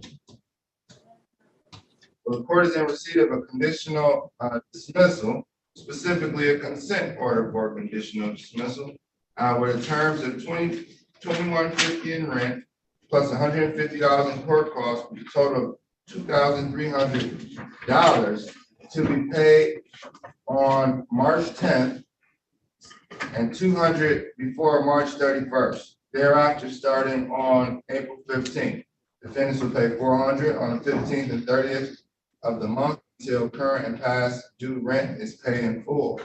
$175 to be applied to back rent and $625 to be applied to the current date.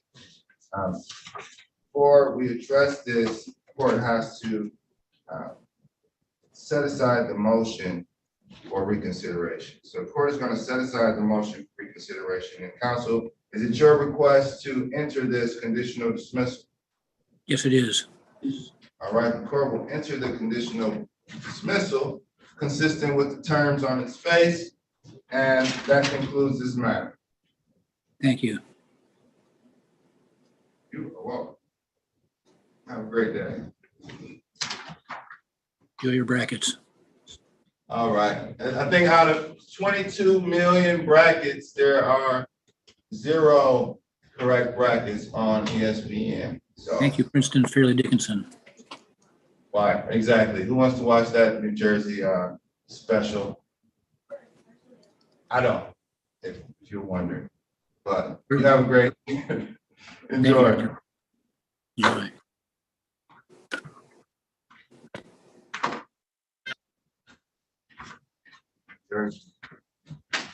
Excuse me, Your Honor. How you doing, Mr. Foster? I'm great. I was in the breakout room, and I'm not sure if you called my case or not. So I just didn't want to get skipped over or anything. I understand, Mr. Foster. 064. I did not. Does your case have a solution? I mean, you're here. I have you. Who's doing? Is anyone ready to do Attorney Landau's cases? As Mr. Horka, are you ready to proceed? Did you speak to Can I get Mr. about Horka? 5 minutes, Judge, and I think I'll be ready at that point. Okay, sure. Mr. Foster, do you have legal counsel? No, I actually spoke with them. They said I was not eligible. Okay, all right, it's all right. Maybe you're making too much money. I wish. All right, well, Mr. Horka will be completed. He'll be able to talk to you in another 10 minutes. He said 5, so I'm gonna say 10. But put your hand up in the Zoom room and we'll be able to keep track. And he'll be able Okay. to talk. Now, is there any way for me to like speak with an attorney without speaking with them? Is Lakeshore the only counsel I could have today? It looks like Lakeshore is the only, maybe Michigan Legal Services. Mr. Blanco is here. Because I'm waiting on Sarah. My case is in process. So Mr. Blanco, Yes, Your Honor. is there any possibility you can speak to Mr. Delaney Foster? Well, I know I'm only here for my case at 10 a.m. I may be able to advise him and try to answer any questions, but I'm not sure. I'm not assigned today, so I don't know if I'll be able to take him on as a client. Okay. All right. So what case, you're here on Bankton Howard? Yes, Your Honor. That is ending in 276. Is Bankton Howard here? Yes, Your Oh, Ms. Howard. Yes, she is currently muted, Your Honor. Good morning. So, Yes, Honor. all right. Glad I think I dismissed all your cases, didn't I? Yeah, you did the last time because I was in the wrong courtroom. Just like when you just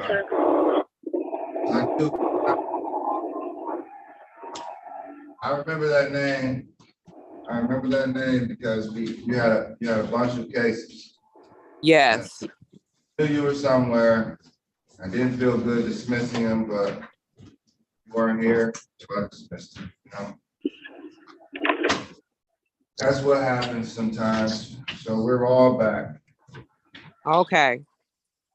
All right. You said, are you ready, Mr. Blanco, have you had a conversation with Ms. Howard? Not yet, Your Honor. May I be placed in the breakout room with her? I'll give you breakout privileges. Perfect. Thank you, Your Honor. You're welcome. All right, Ms. Howard, you may get invited to a breakout room from Mr. Blanco. He's the attorney on one of your matters. Okay. Okay. All right. Thank you, Your Honor. You should see that notice now, Ms. Howard. Oh, perfect.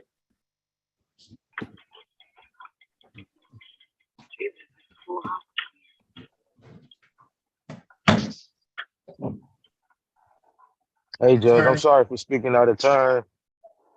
I was right. sent to the wrong room from you. You gave me the wrong number. They said this the room I'm supposed to be in.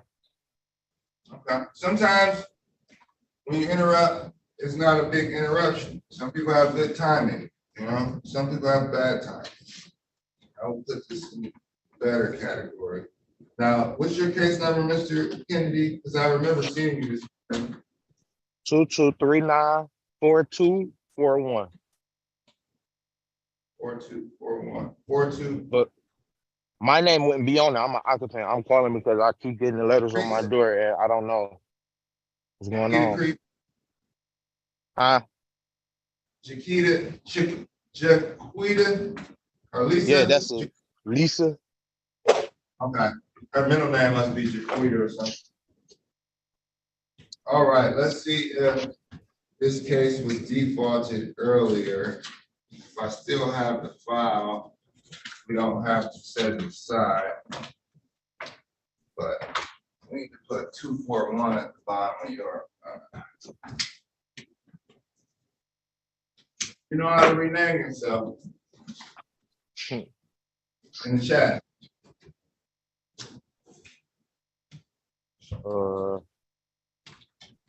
Yep. If not, we can, but if you can do it, just put those last, 241. yeah, put period 241, so we can just know that that's your case number. Yeah. I have your file too. Mr. Horton's case. So, Attorney Horton, you may want to have a conversation with Attorney Horton if you haven't spoke to legal counsel. Legal counsel is available as well.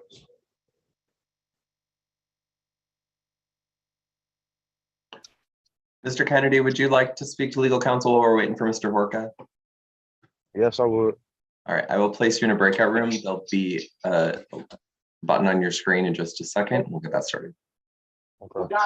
The rain. Attorney Garber, Yes, Judge. today's the day for that case. Looks like it. The Walker case you're referring to? The burn. It's a 1031, I think, one of those strange numbers. Okay. I also have an earlier one with Mr. Horka. That is going to be a dismissal, I think, but I think he's not in the courtroom. I don't know if Mr. Narsikian's here yet on the other one.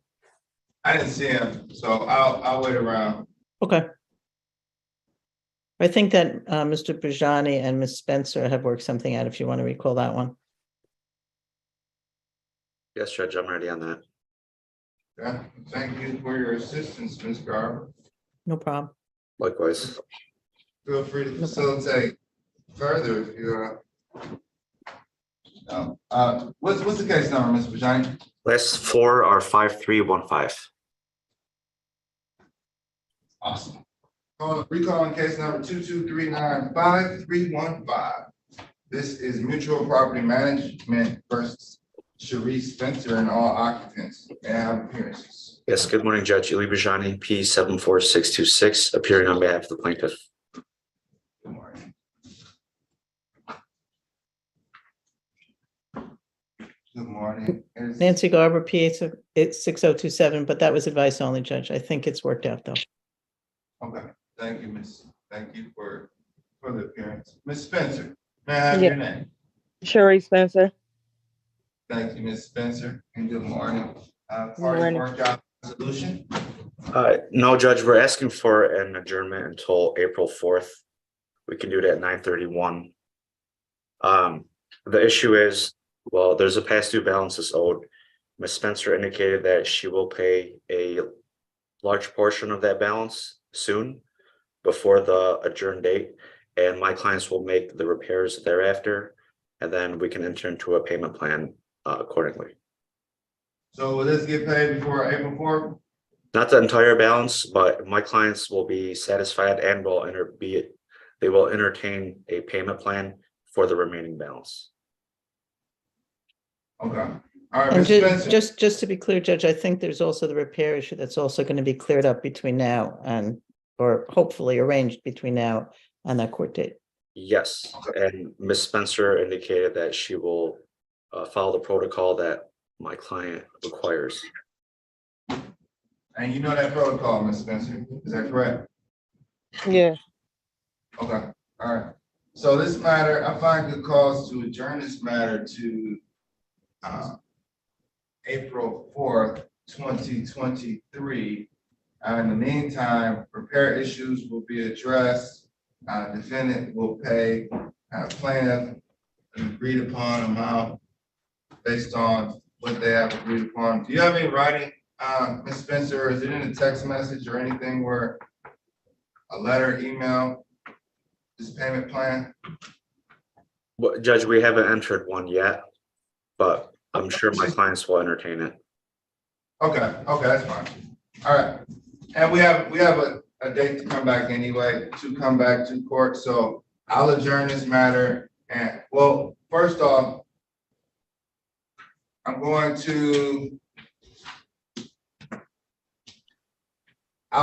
the motion for reconsideration And we're going to set aside the previous default judgment, reinstate the case, and adjourn it to April 4th, 2023. Yes, Your Honor, that sounds right. What time, Judge? That should clean. Your favorite time, Attorney Garber? I think that's, was it 9:31? Let's go at 9:31. No, it actually helps. I look at the docket and I can see all the cases that are adjourned now. It's actually helpful, but on your end, it sounds crazy. So I'll see you all back April 4th. Thank you, Judge. That concludes my docket for you this morning. I appreciate it. Oh, Thank you. You're welcome. You are welcome. Attorney Horka. Good morning. Morning. Would you like to talk to tenants first, or are you ready to call some cases? I'll call whatever you have ready. I've spoken to 3 tenants and we have proposed resolutions on each, Your Honor. All right. I also have a case with you, Mr. Horka. Which one's that, Attorney Garber? NHL property versus Michelle Taylor. It should be a dismissal. She moved out. Let's call that one first. 3045. I don't want you to scramble, Mr. Horka, but it sounds like a dismissal. Conditional dismissal. Okay. Calling case number 22393045. This is NHL Property Management versus Michelle Taylor and occupants. May I have appearances? Morning, Joe Horka, P75969 on behalf of the plaintiff. Good morning, Judge. Nancy Garber, P86027 for Ms. Taylor, who's present in court. Good morning, Judge.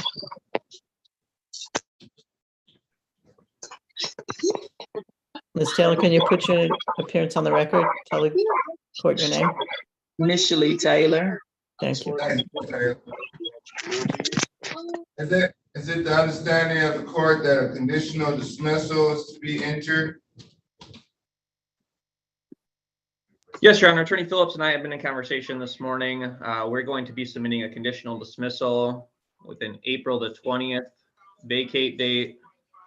However, if the defendant does pay $1,100 by April the 4th, Wait. that date will be extended until May the 5th. Mr. Horka, you spoke to Mr. Phillips. I represent Ms. Taylor. I have 2 cases against NHL versus Taylor. I am getting them confused. No problem. You represent Michelle Taylor? I do. Moving for dismissal, defendant is vacated. See how easy that was? Dismissal is granted. Wow. We have a high volume here, huh? And without prejudice. All right. Thank you. Great. Will that be submitted by Mr. Horka, or is the court going to do that? Cox office will submit it. Thank you. Thank you, counsel. Thank you, Judge.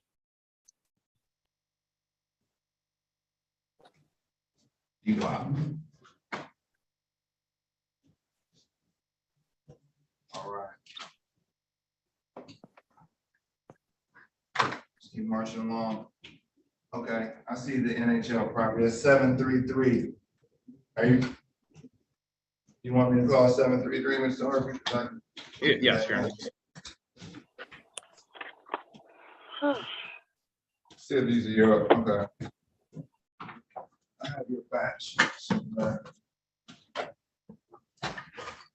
Trying to grab these cases.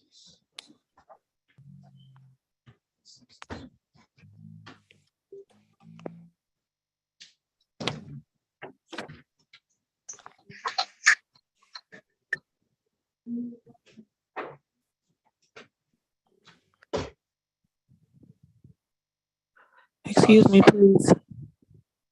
Hold on 1 second.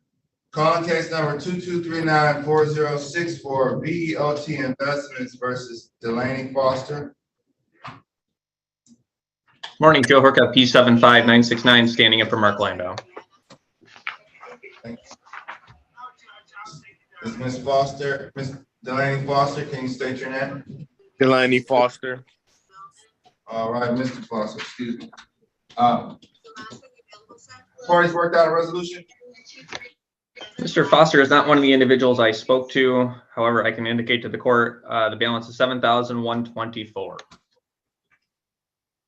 All right. What I'll do, I'll call your other cases that are ready to go. In the event we can get some people out of here, and then I'll recall this one. That's you all. Thank you. Shanta Lewis, is three ready? Yes. All right. Calling case number 2293343. This is Woodbridge Estate Phase 1 versus Shanta Lewis, an occupant on Fort Cox. Morning, Joe Horka, P75969 on behalf of the plaintiff. I'm moving to dismiss as Ms. Lewis has paid the balance. Great news. Dismissal is granted without prejudice. Thank you, Ms. Lewis.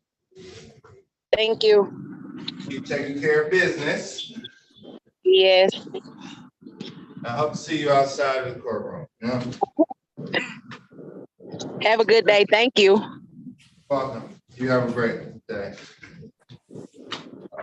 Calling case number 22394241.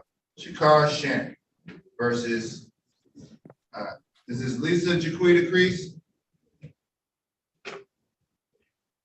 Morning, Joe Horka, sorry. Go ahead, Mr. Horka. Go ahead. Joe Horka, P75969 on behalf of the plaintiff. Thank you. And does anyone reside at 8544 Clover Lawn, Upper? I believe. Benjamin Kennedy identified himself as an occupant in this case, and he's in a breakout room at the moment. Break them on out. Okay. I'll recall this matter. Thank you, Judge. Cool. Judge, I was actually moving to dismiss that case. Oh, well, that's understanding there's defendants vacated. Okay, well, recalling case number 22394241. Appearances. Joe Horka, P75969 on behalf of the plaintiff. Do you have any motions? Seeking the case be dismissed, my client indicates the property has been vacated. All right, dismissal is granted without prejudice. So ordered. Can you submit a dismissal, counsel? Yes, sir. All right. Amber Jones, are you doing Mr. Bouchard's Jones case? No, I'm not. That's probably Attorney Callahan. Okay. Not a problem. And then we I'll have let the you know lady. a couple I think I have ready. No, I think you have one that you filed under your name. Well, if you said those are the ones you have ready, then yeah, just let me know when you have some more ready. Yep, I have a case 243 is ready.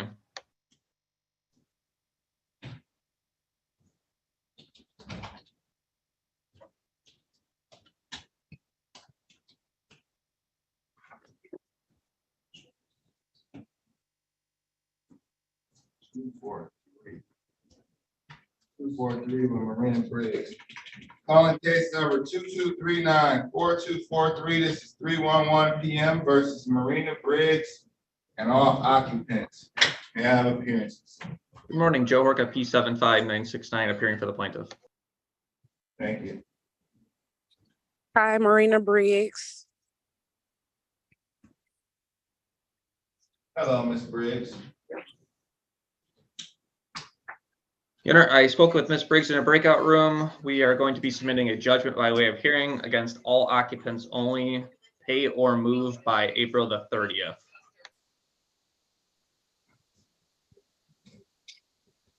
And what's the redemption amount?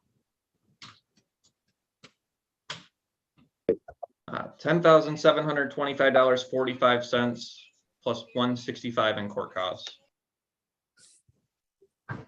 Okay, and judgment by hearing,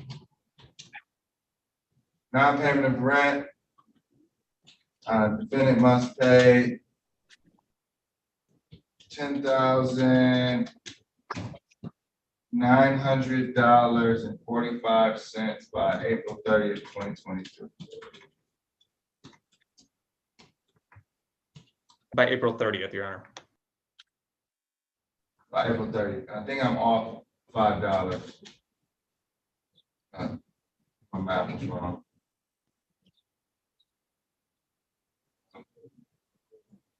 Nine. It's 10/9/90.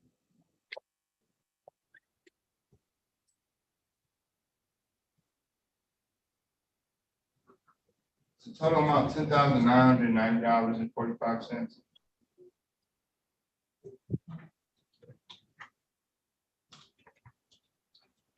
Yes, 10,725 and 45. Okay. All right, and that must be paid by April 30th, 2023, or a writ may issue. This doesn't look like this was a motion case, so no need to set aside any motions. However, I do need to locate the fiscal file. Can you tell me the last 3 digits on the matter, right, on this matter, Mr. Horser? On this case we're hearing right now. This is 24243. Marina Briggs. Briggs, Yes, is this your understanding of victory? yes. Well, okay. It's going to be a dismissal to you as a named defendant. A judgment will be entered for all occupants. However, you must either vacate or make a payment of $10,725.45 plus the $165 in court costs by April 30th, 2023. Okay, no problem. Thank you. You are welcome. Good luck. Have a great day. You as well.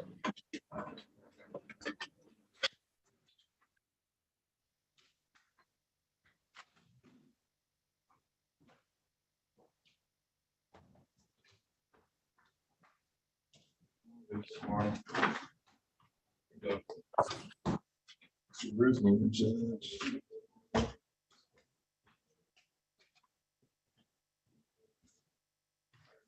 Little later.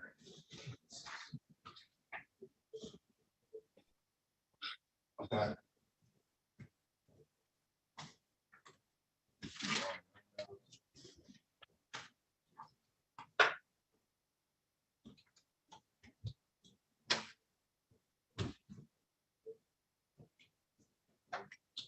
All right, Mark.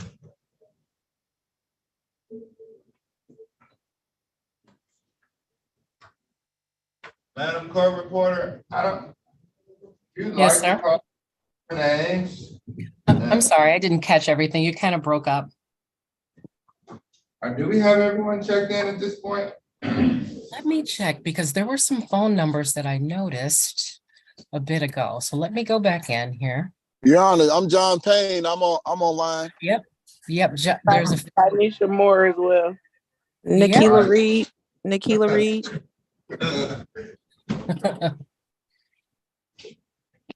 Let me know when, Judge.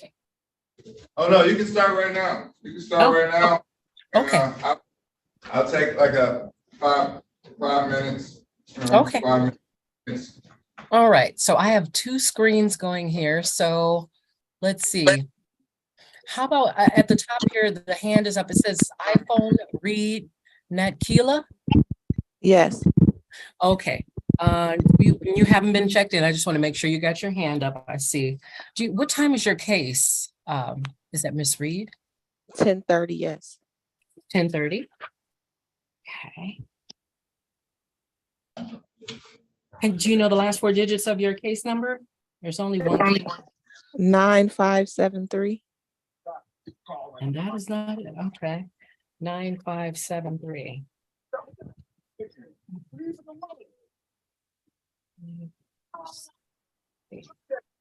Let's do a little quick scan here. I also haven't spoke with the judge either. One moment.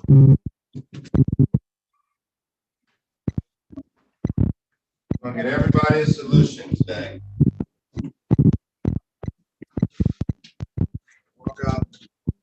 All right, Miss Reed, can you give me your entire case number? 223-89573. Okay, 22389. All right. 5.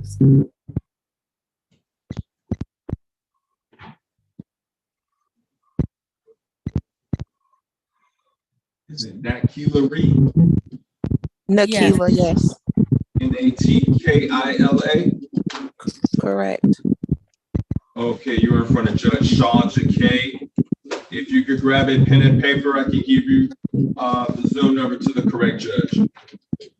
Great. I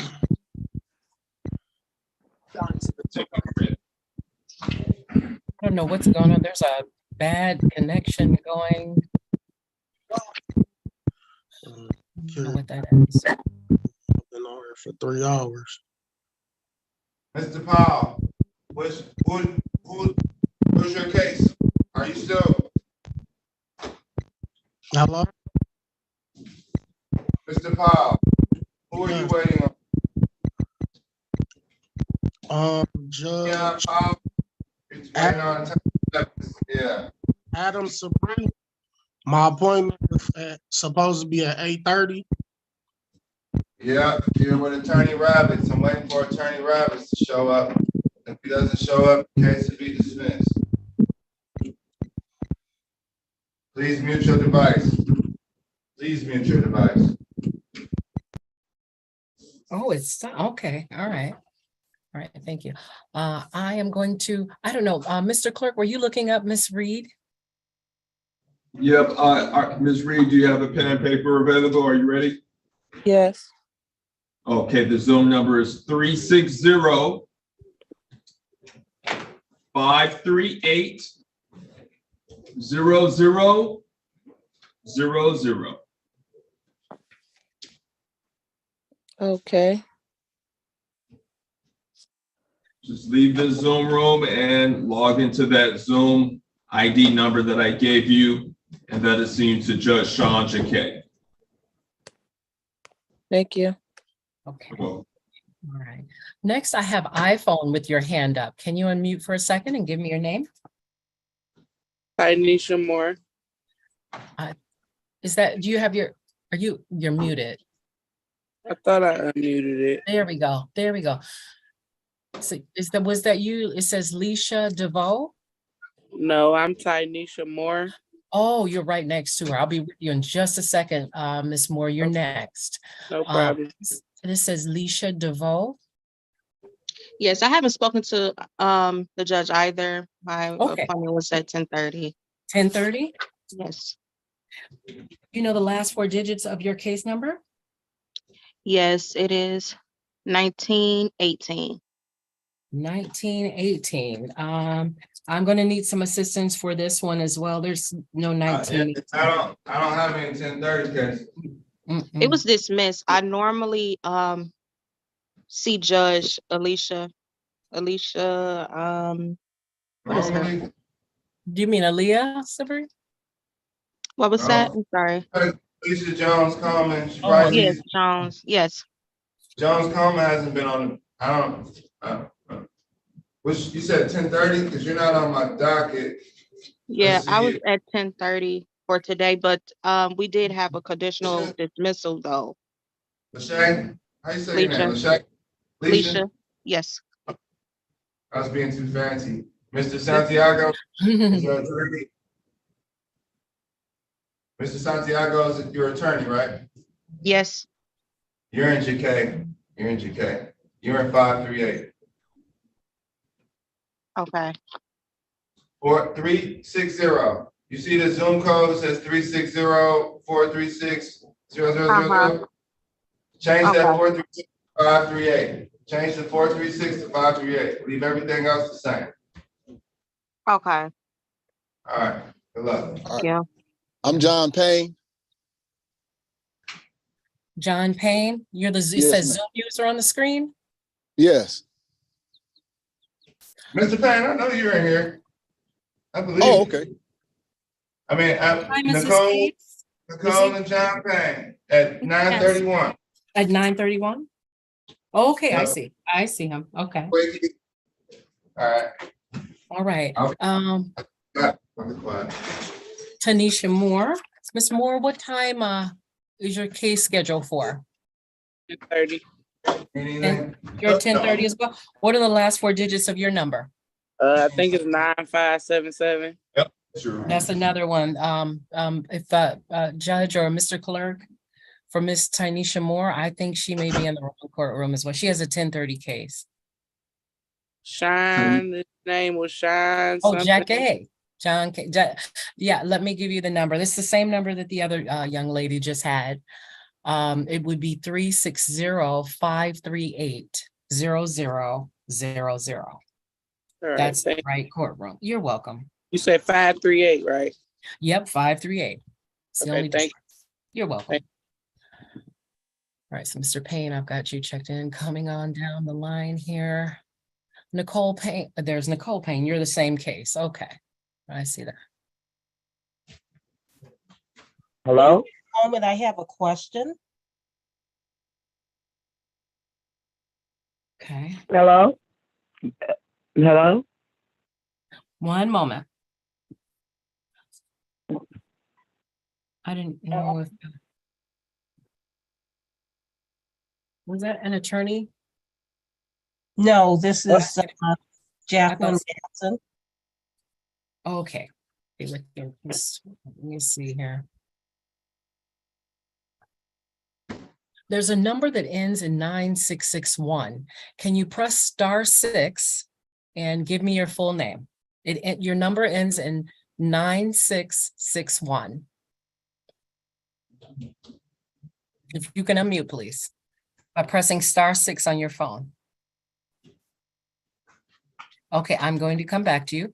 Ms. Chambers, have you been checked in? Jasmine Chambers? If you can unmute for a second. Yes, I'm here. Okay, Ms. Chambers, what time was your case scheduled for? 10 o'clock. Okay, I see you, Ms. Chambers. Okay, here you are. 26. Just.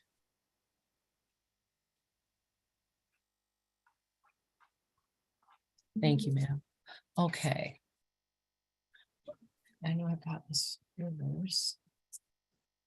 Do I have to still be on here? Because they just told the it said it was dismissed, but they had to go to a breakout room. Unless if they didn't tell you to hang up, you still have to hang on, okay? Okay. Yeah, thank you.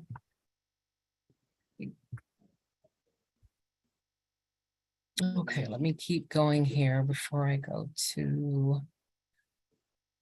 There's a phone number that ends in 2299. Can I have your full name? The phone number that ends in 2299. Can I have your full name? Okay. I'll go back up to the phone number that ends in 9661. If you can press *6 on your phone to unmute so that I can hear you, so you can give me your name. Is there anyone else that I've missed? I just have two phone numbers here I'm trying to get the information on. All right, the phone number that says 1-313-719-2296. Can I have your full name, please? Can you say that again? I thought I may have heard something. Maybe it was a technology glitch, but 2299, phone number 2299. How about the phone number that ends in 9661? 9661? 912-9661. Okay.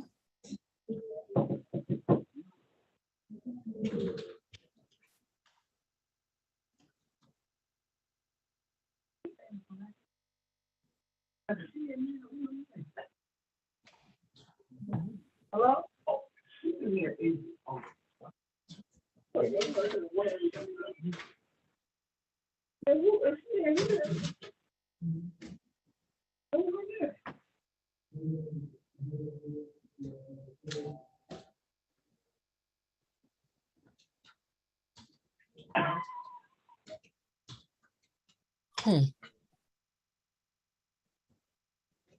Okay.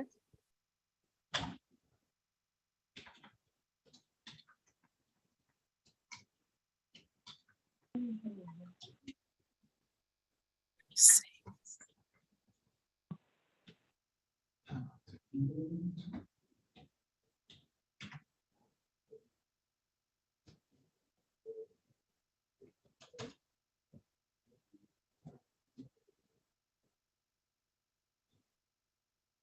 I think Jacqueline Walker has been checked in.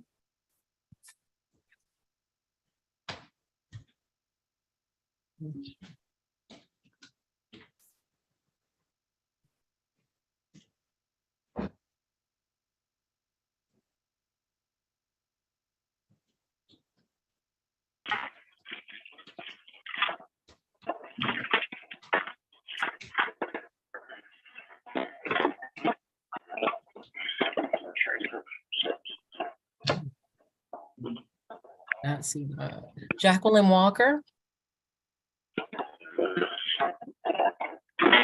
That's my case with Miss Walker. We're waiting for opposing Okay, counsel. great. Okay, great. Okay. Thanks.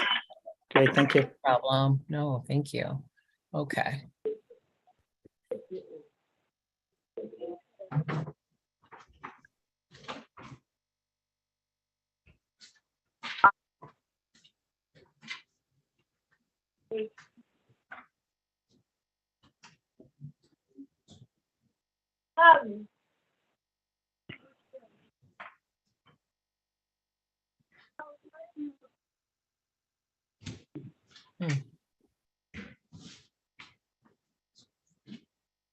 You try it again. The phone number that ends in 2299. Can you hear me? How about Yes, ma'am. Oh, yes, Yes, yes. ma'am. Can I have your full name, please? Melanie, Melania.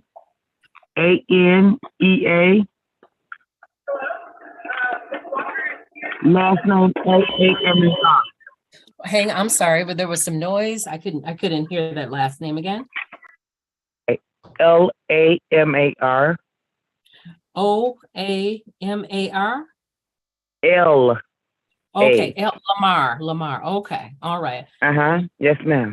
What time was your case scheduled for, Ms. Lamar? 1:30. 1:30? Yes, ma'am.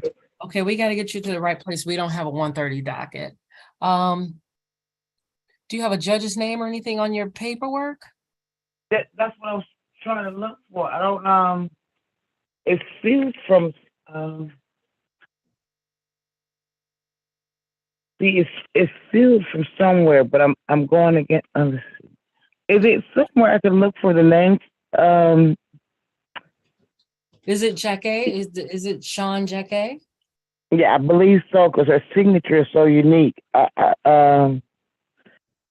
don't see nothing but my landlord's signature. I don't see a name for a judge. We don't have a 1:30. I can give you a Zoom number for him so you can see if you're supposed to be in there.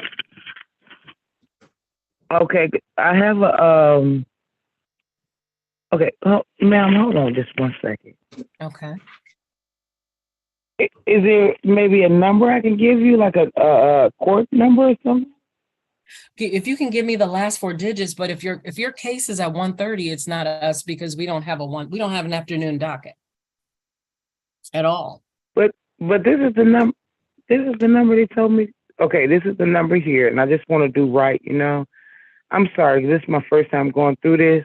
That's okay. But it says a case number.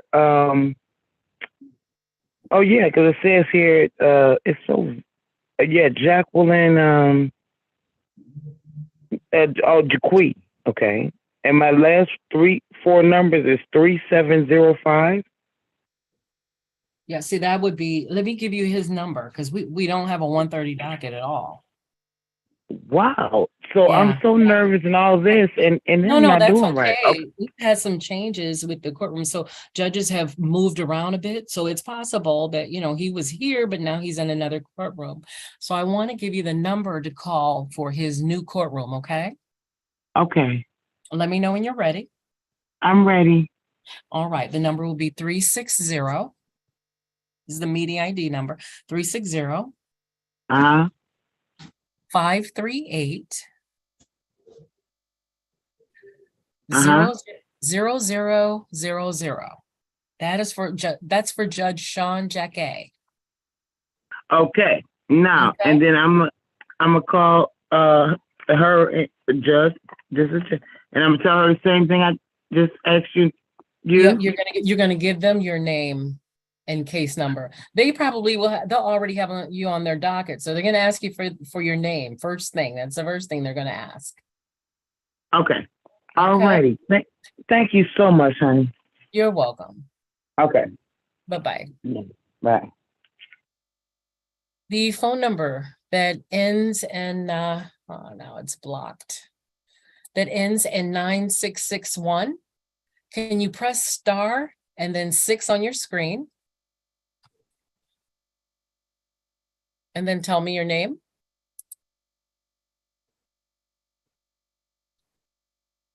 Nine 661.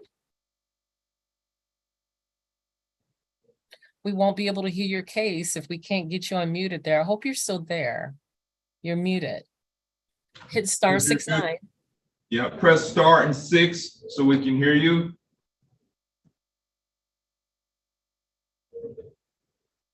If you're on the last 4 digits, 9661, press star and 6 so the court can hear you.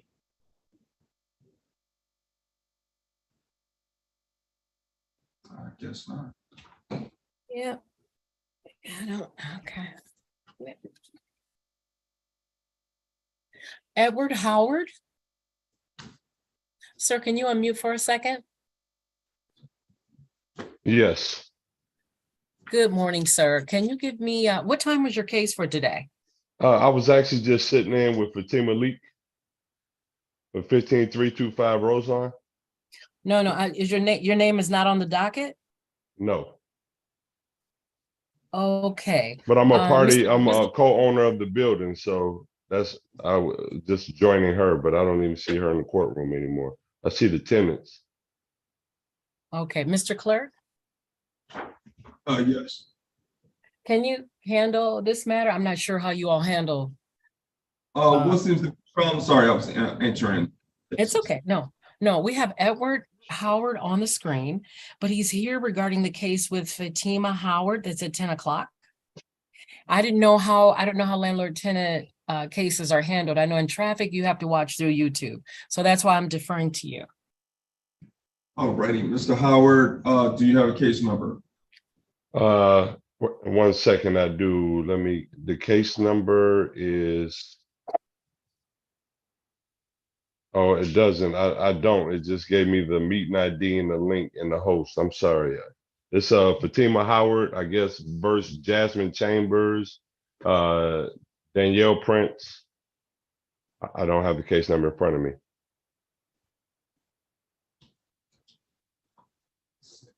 Oh, she's in the breakout room that she just texted me. Okay. Are you here on behalf of Fatima? Yes. Okay. All right, just sit tight. They'll be with you shortly. Okay, thank you. Okay. Let me try again with this phone number. The phone number that ends in 9661. Can you press star 6 to unmute? I don't know what to do, Mr. Clerk.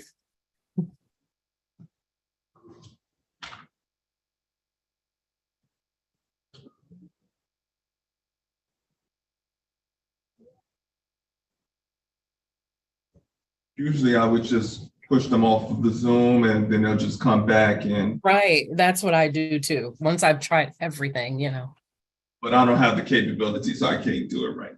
No, I understand. And since he's called in by phone, I can't even put a screen up to talk to with Right. them. I don't know if it's male or female. I can't. You're very limited when you call in by phone. So.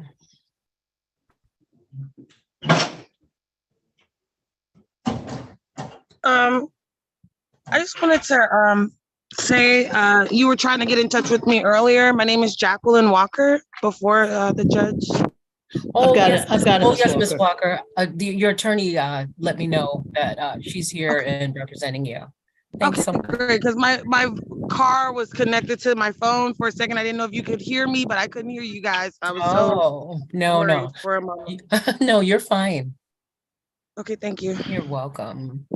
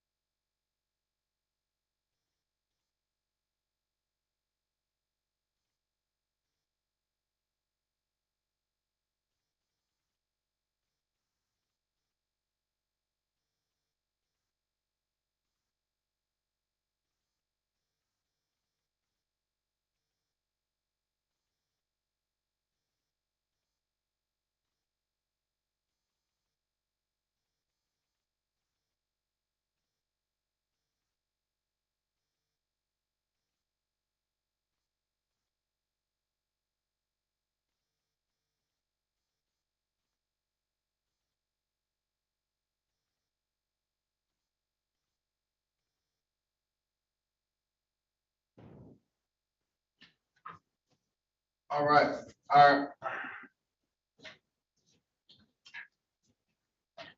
Mr. Narsigian is here. All right. Where Mr. Narsigian? Good morning, Your Honor. You have just this one matter? Yeah, and I think we need to adjourn it so the treasurer's office can figure it out with my client. Thank you, Mr. Narsigian. No problem. Let's call this case. Calling case number 2239-7146 LT. This is DRF5 QOZB LLC versus all occupants at 5365 Burns in the city of Detroit. Sean Norsegian, P77410 on behalf of plaintiff. Nancy Garber, P86027 for Ms. Walker, who is present in court. President And can you state your name? Jacqueline Walker. Good morning, Ms. Walker. Okay, this case, before we even get to adjournment. I'm sorry, Judge. Ms. Walker, can you mute until we, thank you. All right. Come on, Sorry. Ms. Walker, I'm gonna keep you muted just so that, because there's some wind blowing in the background. So I'll hit the unmute button when we need you to speak. Thank you. Thank you. No problem. All right, this case was adjourned to today because of for two issues, maybe to get a resolution and also to determine whether I need to remove myself from this case. Now, I made a determination to remove myself from this case.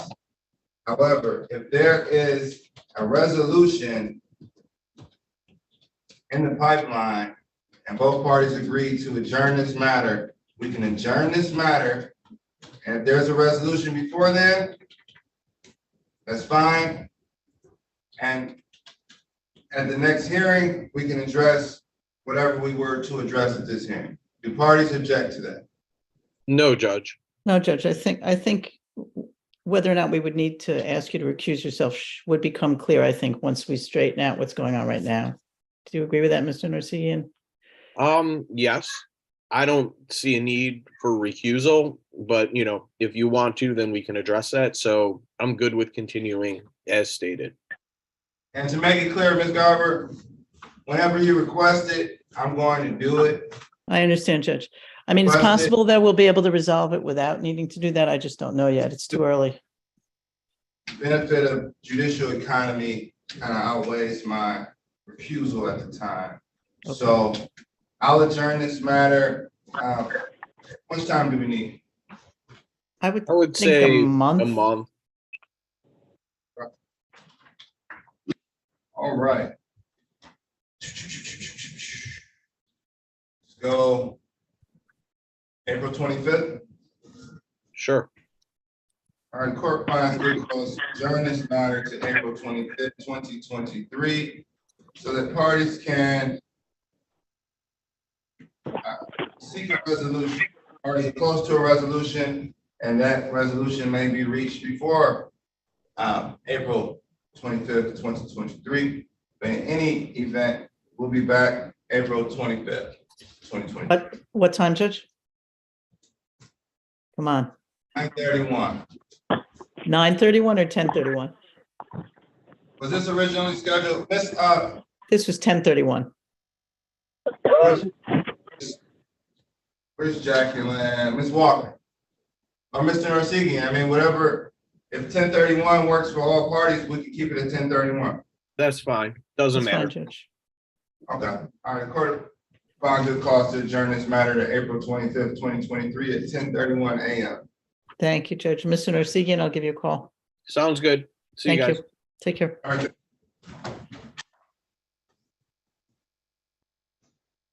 All right. Any parties ready? Because I'm going to call the Levasseur Smith case. Mr. Powell, you've been here for hours. Let's call your case.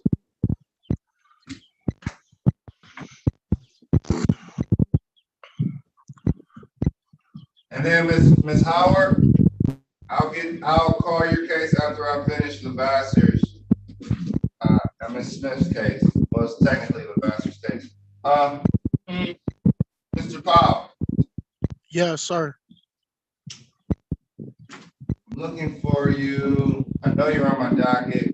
Checked it several times. Where is your case? Rabbit, right? Is Attorney Rabbits here or anyone doing his cases this morning?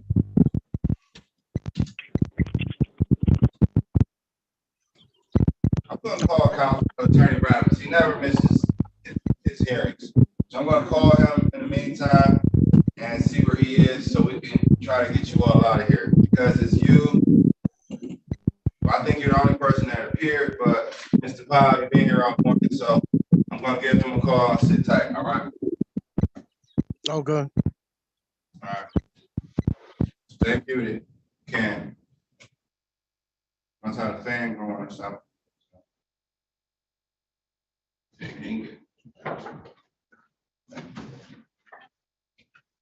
All right, calling, our party's ready on Delano Foster. No. Who's doing Amber? Is Mr. Lost mine. All right, let's do it.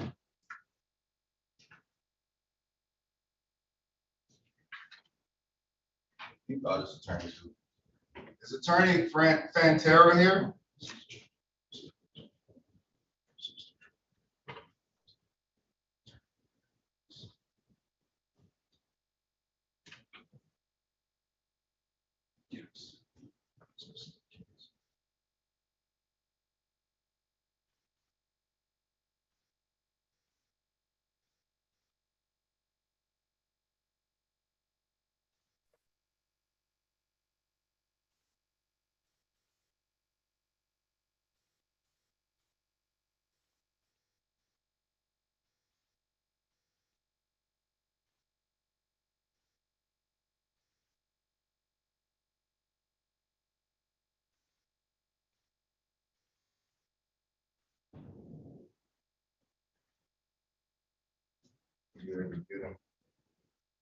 Yep.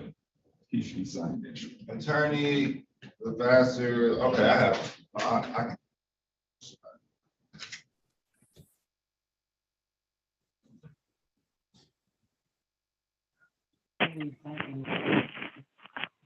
Your Honor.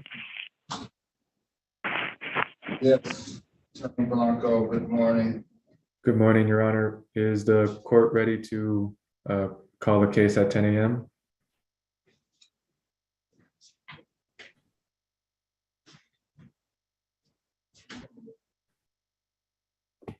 Yes, you have. Back to my Howard. All right, is Ms. Howard ready? Yes. All right, I'll call that case and then I'll call Randy Levasseur and Hannah Smith. Calling case number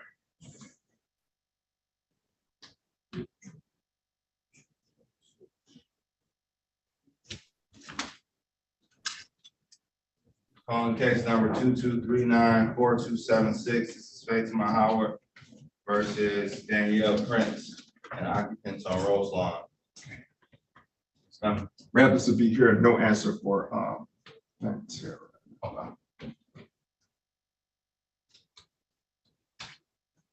This is Fatima Howard, case number 2239-4276. This is Fatima Howard versus Danielle Prince and occupants on Rose Lawn. May I have appearances? Good morning, Your Honor. Ronald Blanco, P number 85775, appearing on behalf of Ms. Danielle Prince, present in the courtroom. Thank you. Ms. Howard, can you state your name for the record? Fatima Howard. Thank you, Ms. Howard. You're Have parties welcome. worked out a solution? Yes, Your Honor. The parties have agreed to convert this case into a termination with a move-out date of April 21st.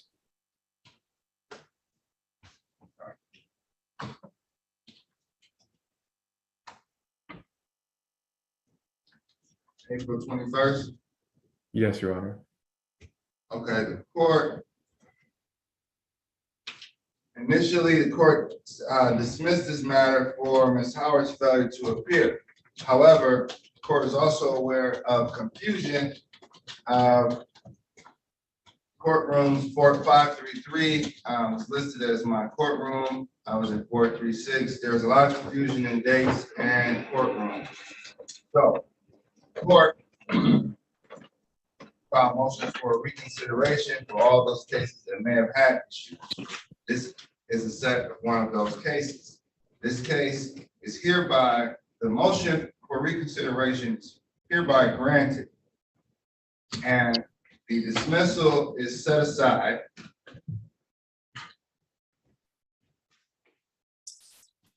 And parties have entered into a judgment by consent. Your Honor, it is a conditional dismissal. I'm sorry. Entered into a conditional dismissal. Is 4B checked? Yes, Your Honor. All right. Is there a dismissal to name defendants? Yes, Your Honor. All right. We're going to dismiss named defendants and enter a judgment for all occupants to vacate by April 21st, 2023, and writ may issue after April 21st, 2023. Your Honor. Are there agreement?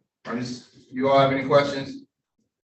Only, Your Honor, you refer to it as a judgment after you refer to it as a conditional dismissal, but other than that, it is a conditional dismissal with 4B checked. And do you have consent, Miss Prince? Or do you have consent to sign Miss Prince's name? Yes, sir. Your Honor, Ms. Prince answered affirmatively on the record. Yeah, and Ms. Howard, do you have consent to sign Ms. Howard's name? Well, Ms. Howard, do I have your permission to sign your name of the terms that we discussed with an April 21st move-out date? Yes. All right, the court is extremely satisfied and will enter this conditional dismissal. Thank you, Attorney Blanco. Thank you, Ms. Howard. And thank you, Ms. Prince. Ms. Howard, sit tight. You don't have any other attorneys on your other matters, but this concludes this matter. So, Okay. Thank you. And we'll address your other matters shortly. Thank you, Attorney Blanco.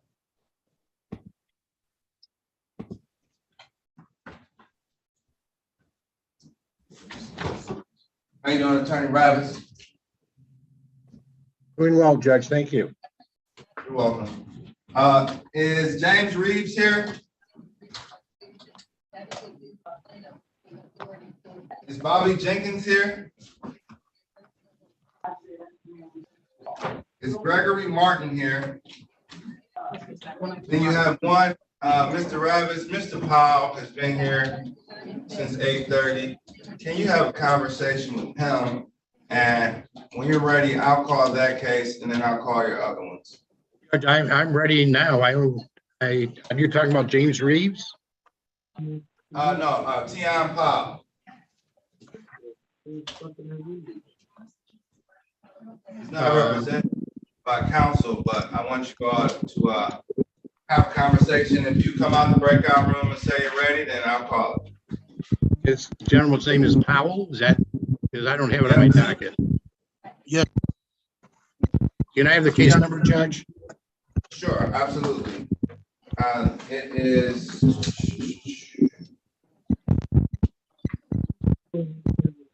it's 22393650. Thank you.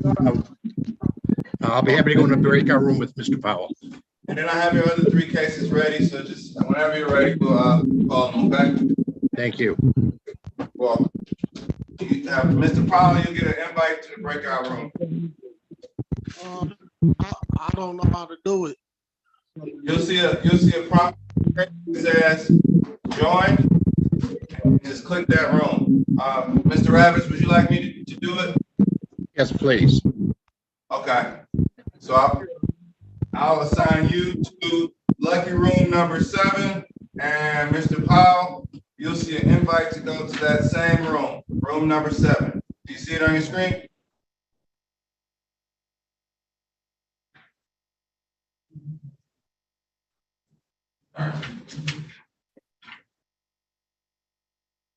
Awesome. Judge, can you tell me what happened to the Marina Briggs case? It was the first case, and I think I must have been in a breakout room when you called it. Briggs. It ends in 4243. I think that was either dismissal or conditional dismissal. I can review it. My clerk is on the phone. Okay, I'll check in a little bit. Okay.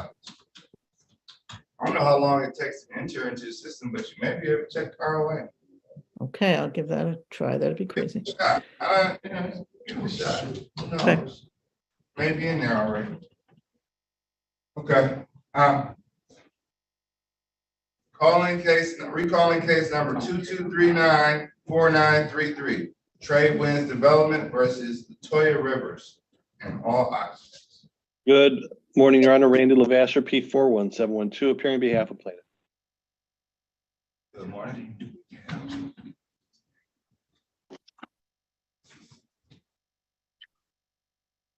And Ms. Smith. Your Honor, did I hear my name? You did hear your name. Okay. Your appearance. Okay. Hannah Smith, P86433, on behalf of defendant Latoya Rivers. Miss Rivers, can you please state your name for the court's record? Latoya Rivers. Your Honor, can you swear in Miss Rivers for me? Sure, Ms. Rivers, can you raise your hand, your right hand? Yes, sir. Do you swear to tell the truth and nothing but the truth? Yes, sir. All right, and this, you are under oath. This is a court proceeding, and you can be subject to the penalties of perjury. So please be truthful in your responses.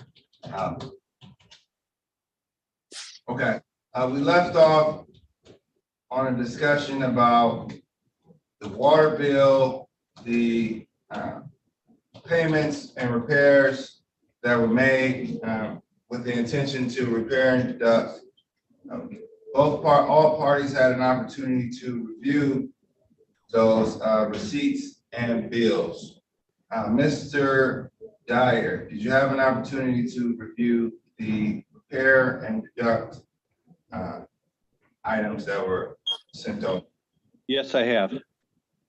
All right, and are there any concessions that you are willing to offer defendant? Well, I'll start first by saying that the defendant specifically asked my client for permission to incur these expenses, and that was denied, Your Honor. The lease specifically requires her to seek that permission. That said, if it resolves it today, we would concede the $1,400, Your Honor. If it's not resolved today, then we would reserve our rights. All right.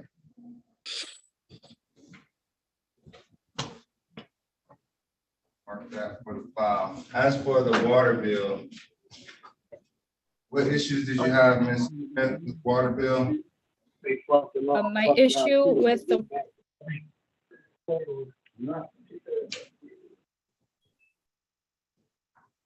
Thank you.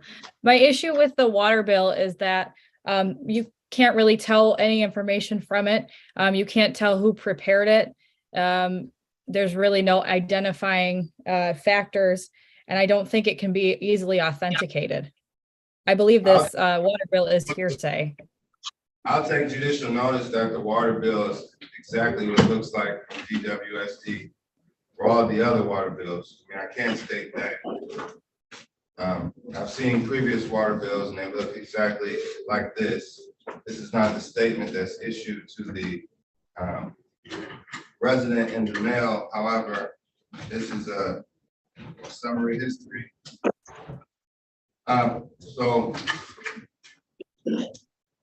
Okay, without an issue, I mean, you can object to the authentication, but I'm going to overrule that objection. Do you have any? I would like to just make my objection for the record. I object to Your Honor taking judicial notice of the water bill under MRE 201, but I will, the court has made its ruling, so I will stop there. Okay, is there any objection to the substance of the water bill? Objection to the substance of the water bill. When did Miss, I'll strike that question. When did you move into the property? January of 2020. Just to indicate how we arrived at the sum that we are claiming due under the water bill. You'll note that there is the amount that is currently shown as due, which is $41.91.24. We went back to the month that she moved in, being January of 2020. We noted that there was a bill at that time for $140.71 that we backed off and subtracted, just to give her the benefit of the doubt. Some of that usage is probably during her time of tenancy, but some of it could have been prior to her moving in. So we subtracted that $140.71 before arriving at the amount that we are claiming due on the water bill. Okay. Ms. Smith, have any efforts been made? Have you seen any of defendants' water bills? As far as efforts being made, after our last court date, Ms. Rivers did call the city to attempt to pay the water bills or see what she could do. They said the same thing regarding the ownership. And so but they also offered her a program through the city that helps with large back paid water bills. So that's, you know, possibly something she could avail herself to. So did you see a water, do you receive water bills? No, sir. Okay, do you have your account, do you have the water bill account number? Because I have it now. So I can give it to you. And you can plug it in that, you can plug it in and div that and see your water bill. Okay, I can get a pen real quick so I can write the number down. Council has the account number. Okay. She has it. Yes. You can verify I think I forwarded it to you, but I'll forward it to you again, okay? Okay. But Judge, can I say something about the water bill, which I did? They told me to, in order for me to get on the program, because I have made efforts towards the to get information about the water bill to see what I need to do to get it, you know, help pay it and to get it started over. So they told me I'd have to have the lease and the water bill would have to be in my name. So I'm in the process of trying to get that so I can get help through the program. So I don't deny the water bill. I mean, because I have been living here. So it's just, I wanted to let you know that I am putting effort to it to get it switched. Do the things I need to do to get it started. But the water bill, it's my understanding that the water bill has to be zeroed out in order for it to be switched. Is that accurate understanding? No, she had told me as long as I have the lease showing the date that I move in, they will be able to switch it over. So do you have a lease? Yes. I just have to print it. I just have to print it out. All right. So 4050 is the amount of monthly water. There is a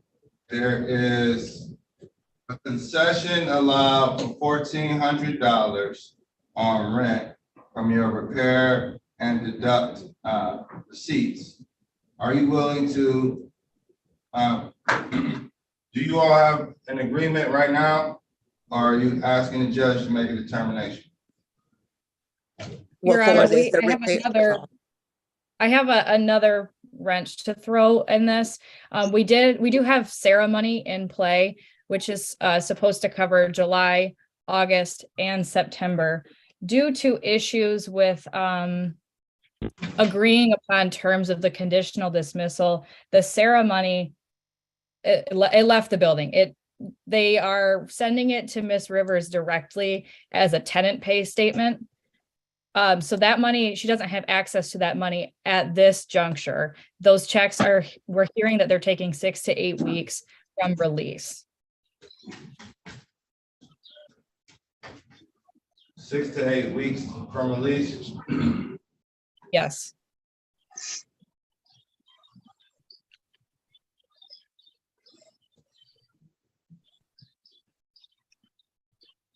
Is there a proposed move out date, Mr. Lavasser? We're looking for the bare minimum, Your Honor. That would take us to March 31st. All right.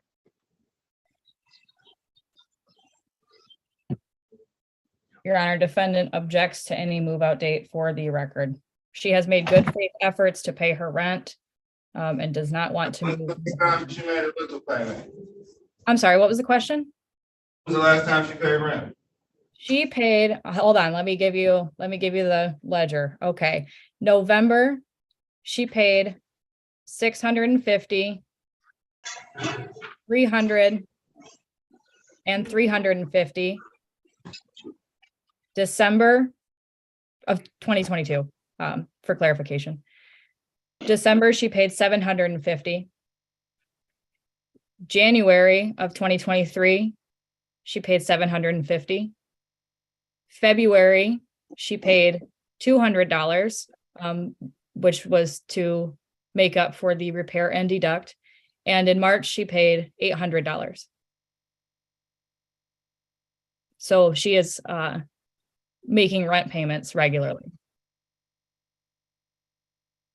There's still a significant balance though. There's a water bill that's not getting paid in the meantime. For the record, I would like to note that the Sarah payment is $2,235 to my knowledge. Excuse me, $2,525.00. My apologies.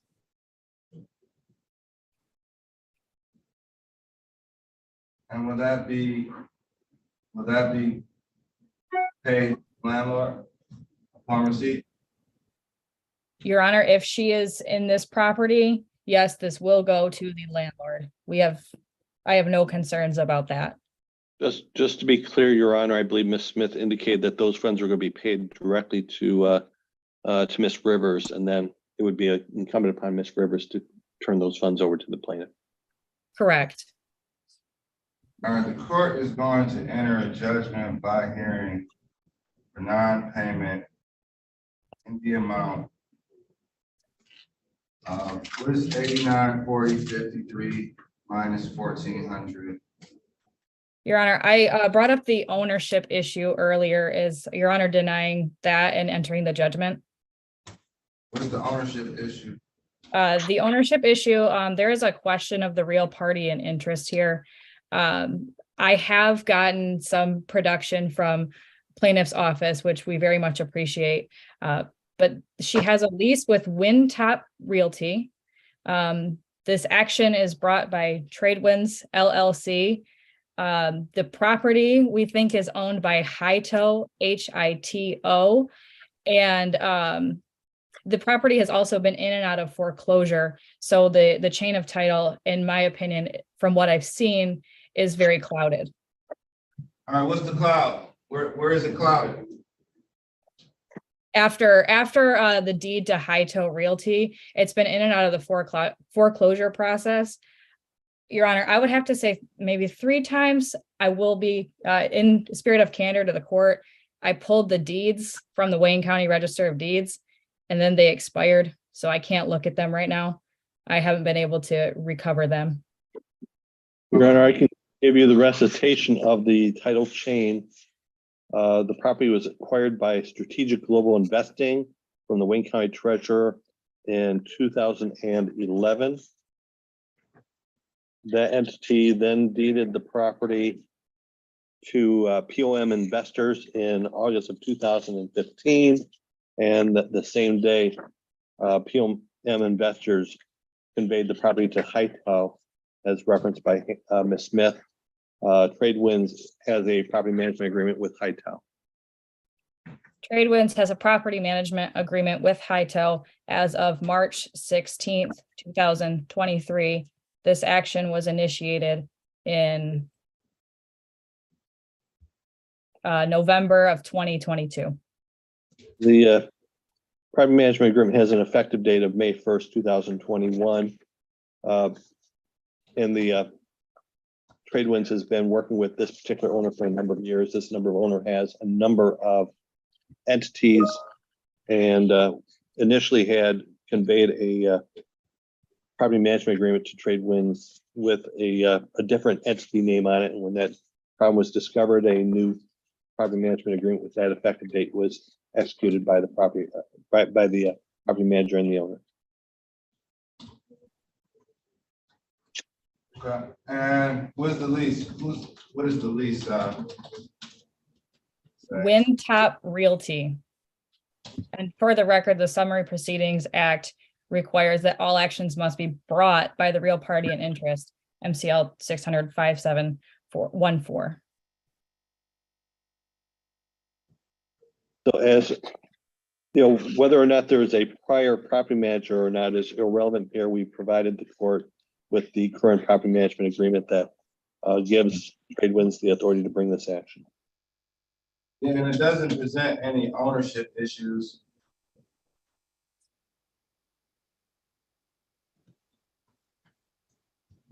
Is there a debate that that your client, that the defendant owns the property? Is the defendant claiming to own the property? The defendant does not own the property. No, she is a tenant in a lease agreement, last executed with Windtop Realty. The burden is on the plaintiff to show the ownership. Well, the ownership has been established. You all established the chain of title. The Hightown Realty owns it. Yeah, Your Honor, I would further indicate that even the defendant doesn't dispute Tradewinds standing to collect the rent, as she, by her own admissions, has paid rent, albeit she's not current with the landlord with Tradewinds. She has paid funds to Tradewinds.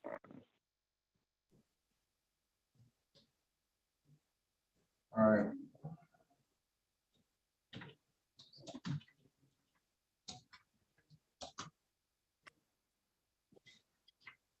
Court.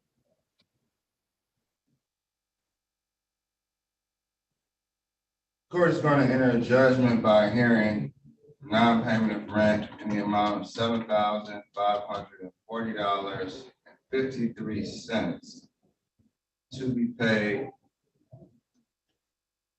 by April 21st, 2023, or a writ may issue. And further, more, when the court will note that $1,400, $1,400 was deducted from the rent amount based on the receipts that were presented by the defense. This is a final order. Your Honor, is the judgment in her name? Is there any objection to a judgment of all occupants? Yes, Your Honor. And first, I would indicate that I come up with a slightly lower number, Your Honor. After the deduction, I get a total of 7,000. And my apologies, Your Honor, you probably added costs. That's probably the difference, Your Honor. But I come up with $7,385.53 plus $155 in costs, Your Honor. I think that's the difference. We would object to removing her name. Our experience has been that defendants who have their names on judgments are much more likely to try to do the right thing and pay that to the landlord even after they vacate. Understood. The court will exercise its discretion in that matter. All right. The court is going to still enter the judgment. Counsel, feel free to present the judgment as you please, and the court will use its discretion. Exercise its discretion. This concludes this matter. Your Honor, may I present my objections to the judgment for the record, and then we can conclude? Okay. Your Honor, I do object to the judgment for the reasons stated on the record regarding the evidentiary issues with the evidence presented by the plaintiff. We have an issue as to habitability and the health hazard concerns. As of March 14th, Ms. Rivers is without heat in her unit. We have a number of other issues that would,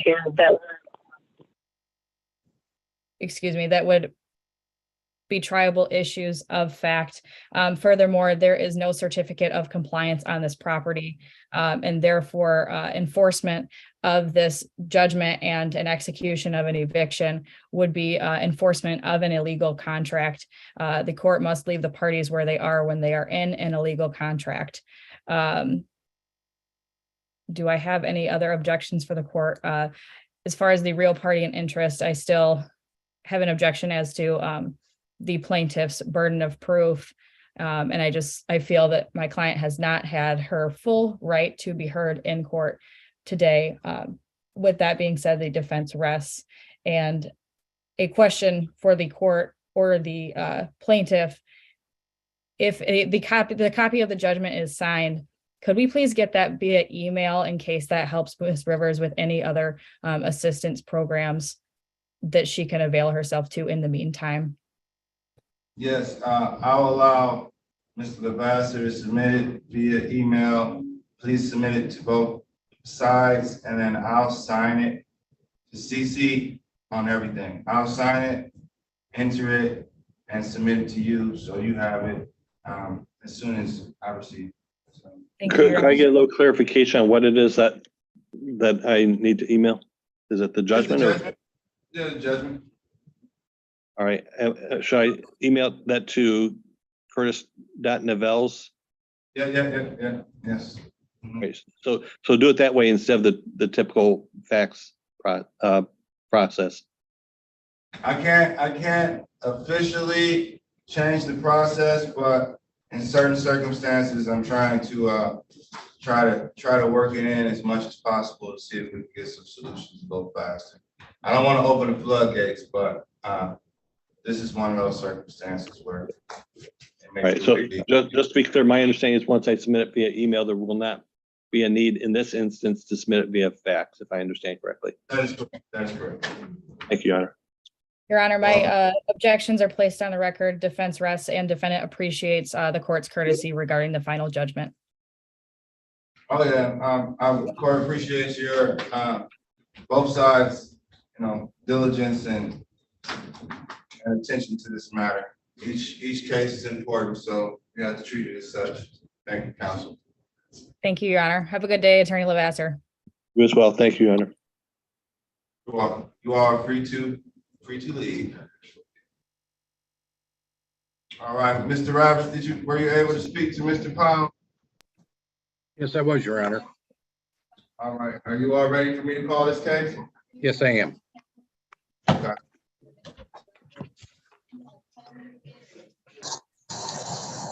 Calling case number 22393650. This is 8330 on the river versus Mr. Tion Powell and occupants on East Jefferson. May I have appearances? Lee Rabbits, P25314 on behalf of the plaintiff. Tion Powell. Your Honor, the matter that's before the court today, actually, we didn't receive a notice, but there was a judgment entered in this matter on February 10th. They required the tenant to pay $483 by February 23rd. He didn't pay that. His reasons are very unusual for not paying that. He thought that there may have been a fraud that was perpetrated on the court, but in any event, he didn't pay that. We had filed a writ. In speaking to Mr. Powell today, he says he does have the money. He is able to pay. And because of that, what I would suggest we do, and Mr. Powell has agreed, is we'll vacate the prior judgment. We will not enforce the writ that was sent to the court. Instead, we'll enter a new judgment today by hearing, so Mr. Powell won't have to sign it. That'll give him until April 3rd to pay $446. Mr. Powell now understands that the actions of this court are not fraudulent, and he will be able to pay that judgment plus April's rent by April 3rd. Okay, and what's April's rent? What's your monthly rental rate? 205. And for what it's worth, this is a low amount and there's a lot of fraudulent activity going on, but when you receive an order from the court, the easiest way to verify it is to go on the register of actions and see if it's actually in the court and in the file. But officially, the court will deny the motion for reconsideration. Well, I'll grant the motion for reconsideration. We're going to, upon plaintiff's request, set aside the previous default judgment entered in the amount of $483. We will re-enter separate judgment by hearing or judgment by consent. Should we do it by consent? We could, I prefer to do it by hearing, Judge, and I don't have to, unless Mr. Powell wants to let me sign his name to the judgment. Let's do a judgment by hearing for non-payment of rent. We're going to dismiss Mr. Powell as the named occupant and put the judgment for all occupants. And you must pay $446 by April 3rd, 2023. So Mr. Powell,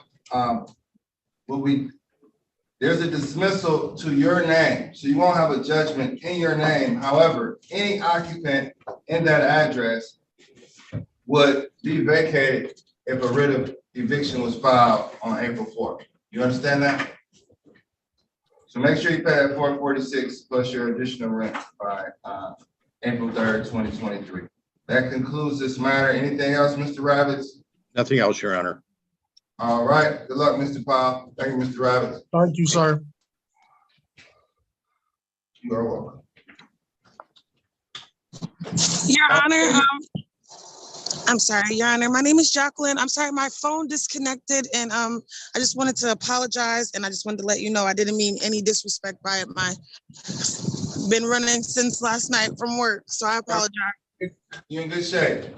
Okay, thank you. Whatever you need to do. All right. Good luck.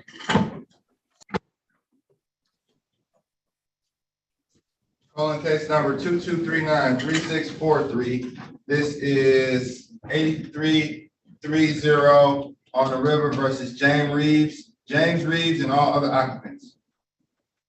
Your Honor, Lee Ravitz appearing on behalf of the plaintiff, his case like the last case. I don't have any cases that are listed before you. If you could pass this, we're running off copies of what the status is. And just give me 5 more minutes. We're gonna get copies of everything. But it'd be very helpful if I could get all the case numbers that you have for me. We're gonna go off the record for a second. This case, we're going off the record. This case, Mr. Ravitz, this is James Reeves. We entered a default judgment for $569. Okay. All right. Case number 2239-364. I'm sorry, are we still off?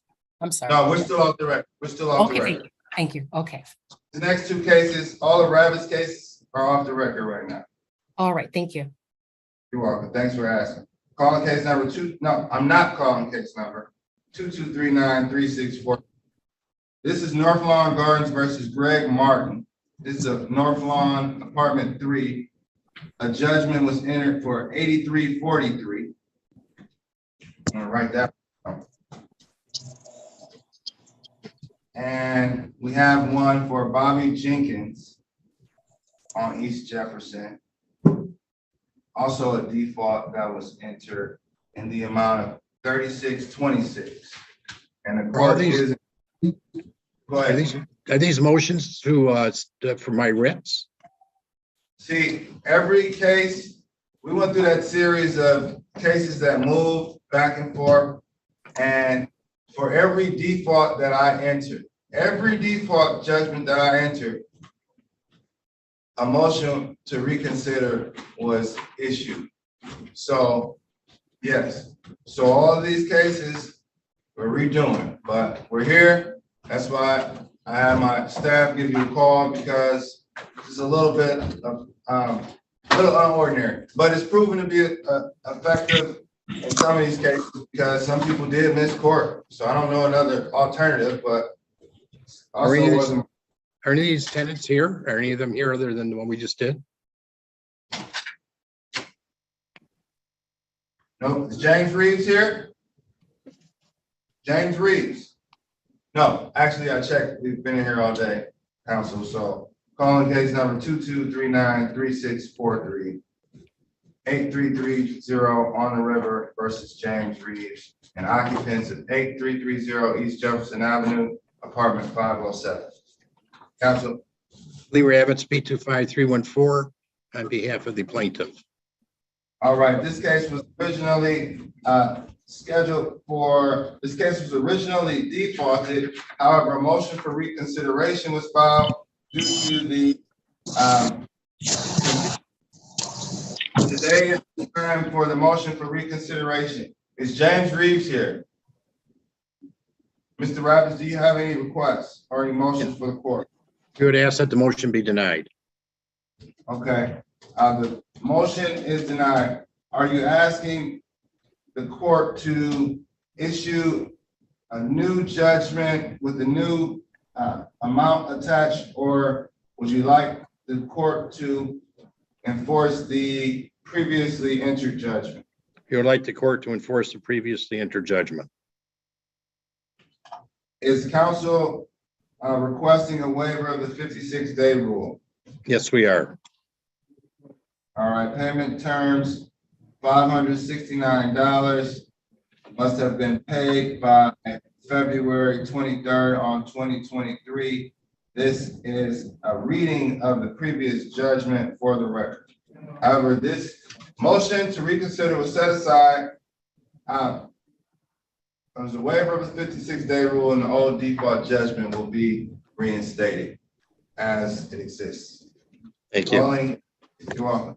Calling case number 22393646.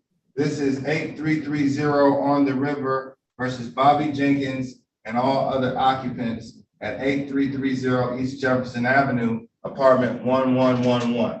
Counsel. Lee Ravitz, P25314, on behalf of the plaintiff. Thank you. Is Bobby Jenkins here? Does anyone reside at 8330 East Jefferson? Apartment 1111. Counsel. Yes, we would move that the motion for reconsideration be denied. We would like to enforce the judgment that's already been entered, and we would ask the court to waive the 56-day rule.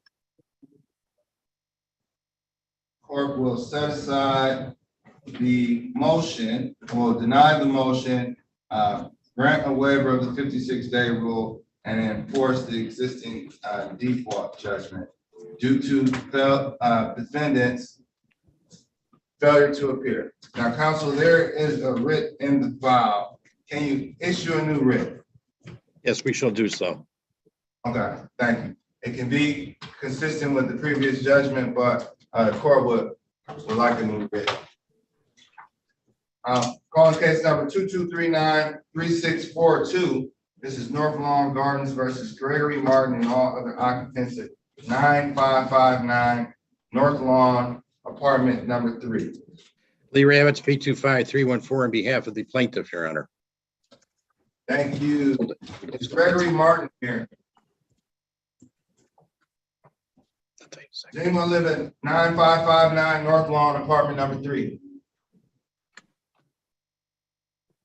Counsel. Yes, Your Honor, Lee Ravitz, P25314, on behalf of the plaintiff, we would ask the court to deny the motion for reconsideration, enforce the judgment that's previously entered in this matter, and waive the 56-day rule. So granted. It's easy to grant because there is no defendant here, which is the purpose of setting aside motion in order to safeguard defendants' rights. However, the motion for reconsideration is denied. Waiver of 56-day rule is granted, and we will enforce the previous judgment submitted by counsel. Thank you, Your Honor. I'm sure you've had a very interesting morning. Absolutely. Thank you. Have a good day. Are you too? All right, Delaney Foster. Yes, I am here. Okay, I saw your hand up. Are you ready? Yes, sir. I haven't spoken with anybody yet. All right. Are you're trying to speak to legal counsel? Yes. You've been waiting for a long time. Yes, I have, sir. Mr. All right. Foster, we'll pull you into a breakout room in just one moment. All right, Ms. Howard, it's your time to shine. Oh, Yes, Your Honor. all right. And then we'll go to Mr. Horka next. Okay.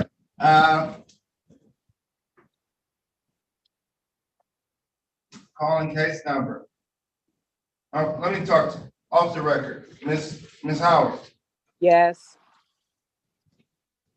I have four matters here. Andre Taylor, Jeffrey James, Jasmine Chambers, and Alexis City. This looks like they're all in the same building, right? Yes. All right. Chambers moved out and Alexis City moved out. That was my next question. So, I'm going to, okay. Calling case number 2239-4268. This is Fatima Howard versus Jasmine Chambers and occupants on Rose Lawn, Unit 3A. May I have your appearance? Yes, Fatima Howard. Thank you, Ms. Howard. Is it your understanding that Jasmine Chambers has moved out? Yes. All right. The court this is a hearing today for a motion to reconsider. The court will deny the motion for reconsideration and maintain the dismissal action that was already entered into the file. We will also further add that plaintiff, have you regained possession of your house, of the property? Yes. Okay, so you've inspected it and been inside and secured it? Yes. Okay, well, I'm just gonna leave this dismissal as it is. I don't need any further language. I will state on the record that you are entitled to full possession of the property, but it's obvious because plaintiff is clearly moved out. All right, and Alexis City is the same issue? Yes. Okay, I'll call that and then we'll get to the two potential defaults. Calling case number 2239-4267 LT. This is Fatima Howard versus Alexis City and occupants on Rose Lawn 2A. Could you state your name for the record, Ms. Howard? Fatima Howard. Thank you, Ms. Howard. Is it your understanding that the occupants, Alexis City, vacated from 15235 Rose Lawn, Unit 2A? Yes. All right, the court is going to deny the motion for reconsideration today and maintain the dismissal that was previously entered by the court. This dismissal resolves the last pending claim and closes the case. Ms. Howard, have you regained possession of that property? Yes. All right, well, that is good. And I do not need to add any additional language on the dismissal. That matter is concluded. Now, I'm calling Jeffrey James and Andre Taylor. I'll call Jeffrey James first. This is case number 2239-4270. Fatima Howard versus Jeffrey James and occupants at 15325 Rose Lawn, apartment 4A. Can you state your name again? Fatima Howard. Fatima Howard. Thank you, Ms. Howard. Is Jeffrey James here? Does anyone live at 15325 Rose Lawn in apartment 4A? All right, Ms. Howard. Is there any rent still owed at this property? Yes, Your Honor. Is the monthly rental rate $650? Yes. All right, that's our rental rate. And how much rent is owed at this point? Hold on 1 second. It was $450, and then I gotta add. Add it up now. Add it up and make sure it's accurate.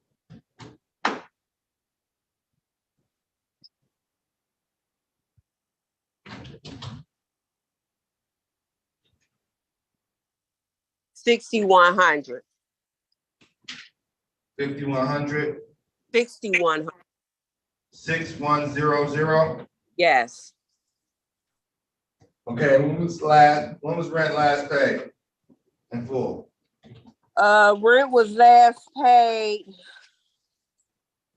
He actually hasn't paid rent since he been here. Funding. Let me find his paperwork.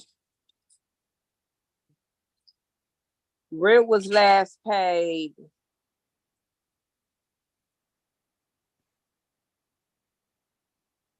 It looks like June 2022. Yes. Okay.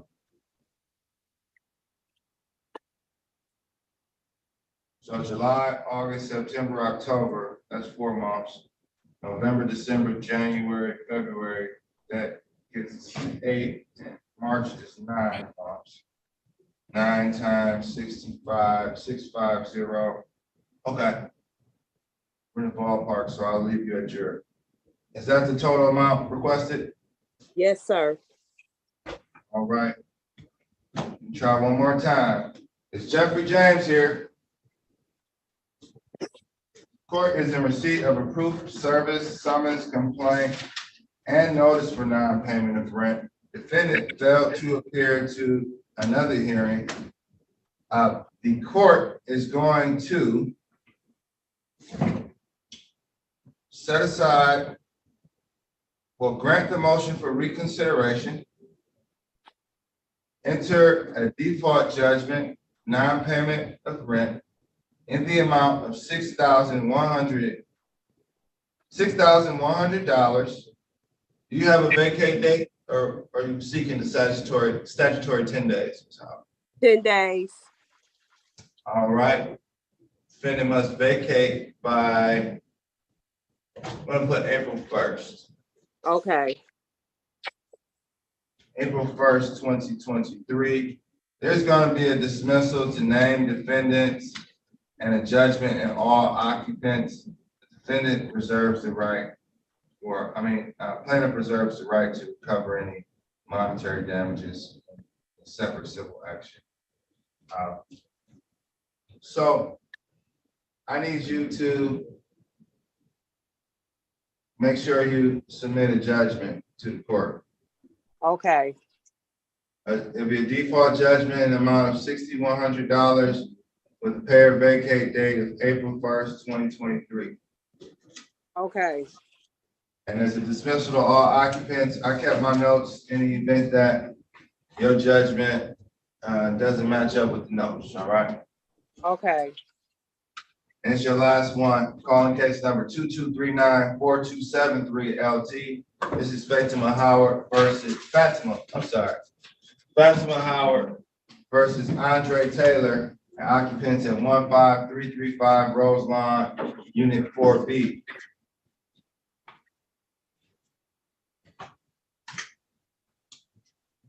May I have your appearance one more time? Fatima Howard. All right, gonna get a law license soon. I know, right? It's helpful. Is Andre Taylor here? Does anyone reside at 15335 Rose Lawn, Unit 4B? Anybody? All right. Is there any rent still on this property, Ms. Howard? Yes. All right. Is the monthly rent $800? Yes. All right. And was the last time paid Is rent paid through June as well? Yes. All right, so July, August, September, October, November, December, January, February, March. $800. 1, 2, 3, 4, 5, 6, 7, 8, 9. 9 times 8. 72. Yes. $100. Is 7,200, do you have court costs? Yeah. Are you seeking a statutory $75 for, well, no, you wouldn't get the legal fees. No filing fees at 55. You had it served, correct? Yes. 35, so at least we'll put the 90 on here. 7,200 plus 90, 7,290. Is there any objection to dismissing the named party and putting the judgment in all occupants?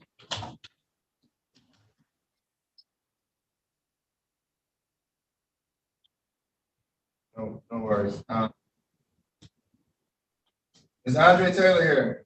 Okay, this case was originally dismissed. The court is going to set aside, will grant the motion to reconsider this matter. Going to set aside previous dismissal that was entered in this case, and upon Ms. Howard's request, are you requesting a default judgment, Ms. Howard? Yes, I am. Court will grant the default judgment for non-payment of rent in the amount of $7,290 to be paid by April 1st, 2023. A writ may issue after, and there's also dismissal to name defendants and a judgment entered as all occupants. Let's grant the motion.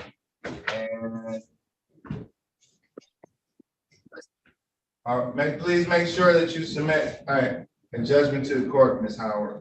Okay, thank you. So here's a disconnect. All right, well, you're free to leave.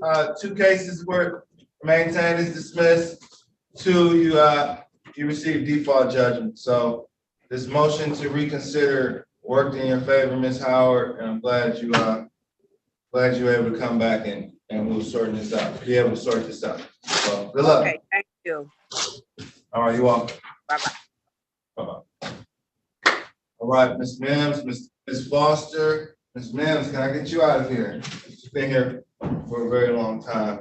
I don't mind you being here, but you probably do. So love to process your case. What's going on with Cascade funding and all occupants on Maiden? Oh, okay, Your Honor, this is Delaney Foster. Okay, how you doing, Mr. Foster? You ready? Are you ready? Yes, I was asking for an adjournment so I can get proper counsel because I'm not able to speak with Lakeshore because of my income. And who's the attorney? Who's on this case? All right. You know what? I'm going to grant that. Or how about you try to work it out? No. You're requesting an adjournment to speak to legal counsel, Mr. Foster? Yes, sir. All right, I'm gonna give you a short adjournment though. It's gonna be 2 weeks. Okay, that's great. All right, see you back on April 4th. All right. At 9:31 a.m. April 4th at 9:31 a.m. 9:31 a.m. And Judge and Mr. Foster, that is a Tuesday, so Lakeshore will be here that day. Just so Mr. Foster knows, he'll need to contact other legal aid organizations that may be able to represent him. He did not qualify for us. Okay. Is there? Hold on. Did you qualify? He didn't qualify for Lakeshore? Yeah, due to income. Okay, so, If you, is UCHC similar in requirements?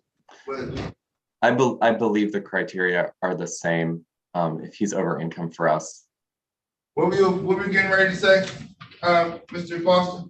I was going to say that I was waiting on Sierra. So by me having the application and it's in the processing stage, is there a chance that they would hear at the UCHC or?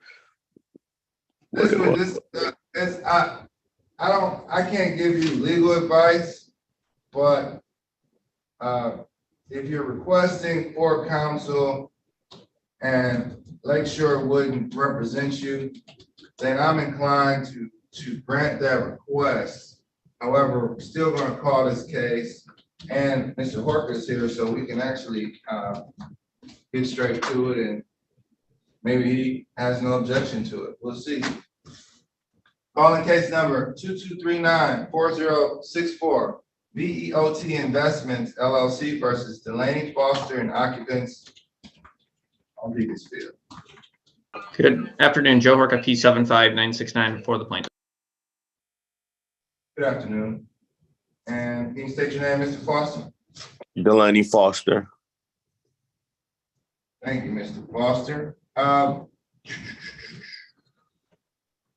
Counsel, is there an objection to there's a judge, this hearing is for a motion for reconsideration. The court is going to first grant the motion for reconsideration. Both parties are here. Now, this court previously entered a judgment, Mr. Foster, for your failure to appear.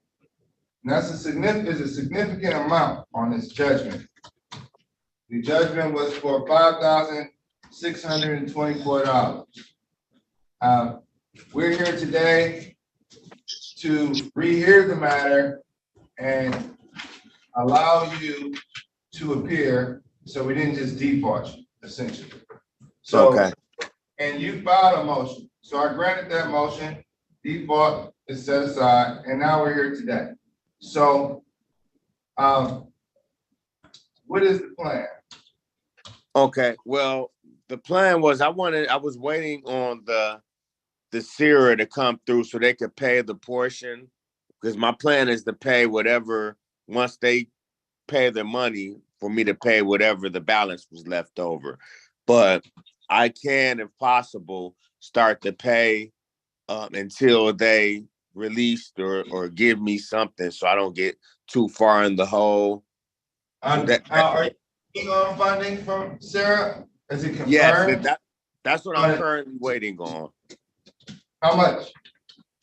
Well, I'm not sure. I think they paid up until September of last year, so I will be responsible. I think they say anything after that. Hold on, I'm confused. Mr. Harkin. And our balance is at 7,124 now, and there's just no indication. There's an approval amount, an approval date. I would ask for a judgment. We can give them some time to get the amount paid. Okay, well, you have an approval number? No approval number, but I do have my CR number because it's in processing still. All right, well,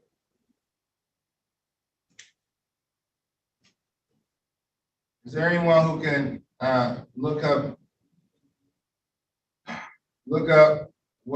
is anyone who has access to the portal who can look at the portal and see if there's any money pending? Because if there's no money pending, I'm going to enter judgment today. If there is, I still want to enter a judgment because this case was, you defaulted in February, and I don't want to just continue. I'm not going to continue to adjourn this. So, and I'm sorry, Your Honor. You never received notice? No, I never received notice. And then when they resent that notice out for the next court date, I got that notice the day of the court date. And that's why they said they adjourned it to today. Okay. I mean, there will be a balance in the event Sarah doesn't pay.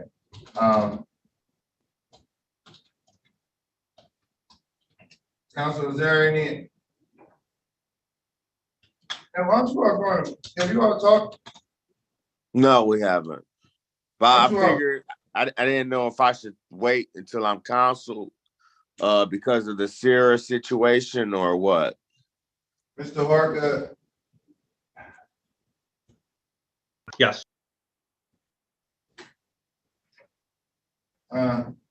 Mr. Foster is requesting counsel, and Lakeshore can't represent him. I want to check on his Sarah. That's my main concern, because if Sarah funds are there, then no, I won't move forward, or we'll have some idea.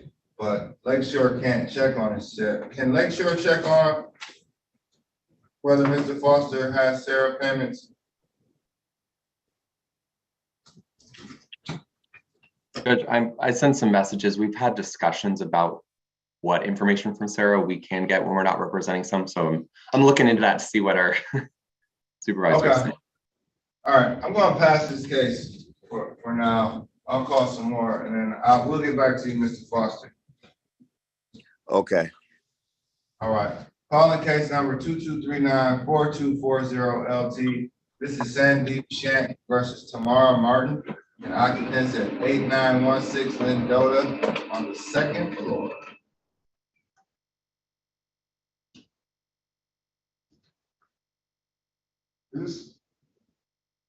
Good afternoon, Your Honor. Joe Horka, P75969 for the plaintiff. Thank you, Mr. Horka. Is Tamara Martin here?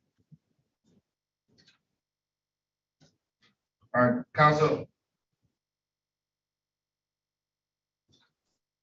This matter looks like it was previously, his personal service in the file.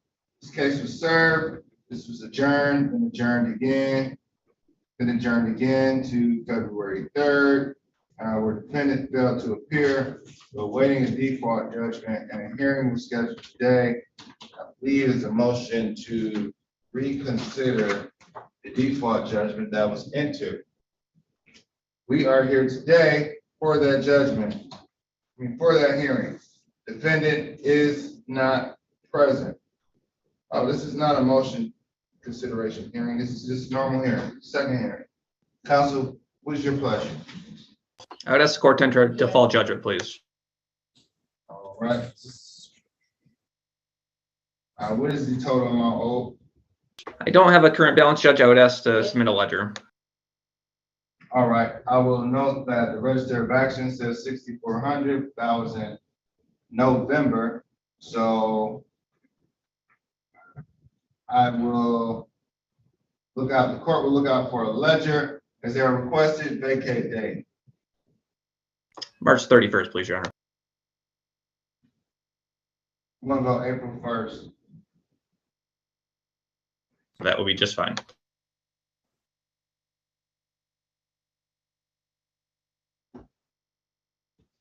All right, the court enters that default judgment, and we'll look out for the final amount. Thank you. Roll call. Calling case number 2239-4543, TGRF owner LLC versus Jacqueline Gadsden. Good afternoon, Your Honor. Joe Horka, P75969 on behalf of the plaintiff. Thank you. Is Jacqueline Gadsden here? Yes, I am. All right, have you all spoke?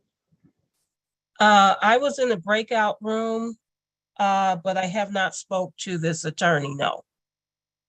Were you in the breakout room to speak to counsel, or are you in the breakout room To speak to counsel. All right, well, I'm going to recall your case when you Are you gonna be represented, or are you just ready to proceed? I believe I'm going to be represented. Okay. I'll recall your matter. I don't want to put anything on the record that shouldn't go on the record. You're represented. So sit tight. I don't know who your lawyer is, but if you say you're represented, just keep your hand up in the chat. We provided advice only, Judge, in Ms. Gadsden's case. We're not offering representation at this time. Okay. All right, so Ms. Gads, first and foremost, I will grant the motion to reconsider. This is the case number ending in 543. Motion to reconsider is granted for your appearance today. So we are back in the game. You are back in the game. No default. The default will be set aside. How much rent is currently owed? $13,760, Your Honor. And I really wouldn't have authority to offer anything beyond 30 days to get that amount paid or moved. All right, Ms. Gadsden. Yes, Your Honor. I would like to have an adjournment for a few reasons. One, I reached out to some organizations to help pay a balance of it. I have since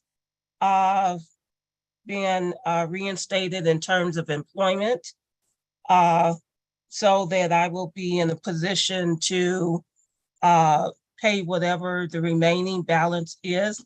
I also would like to have the opportunity to see if something could be negotiated in terms of payment plan.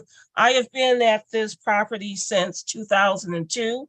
I am also an elected precinct delegate, so I'm vested in this property. What happened, Your Honor, was I became underemployed about 6 months ago. I'm a counselor, and I have reached a limit to work with my limited license.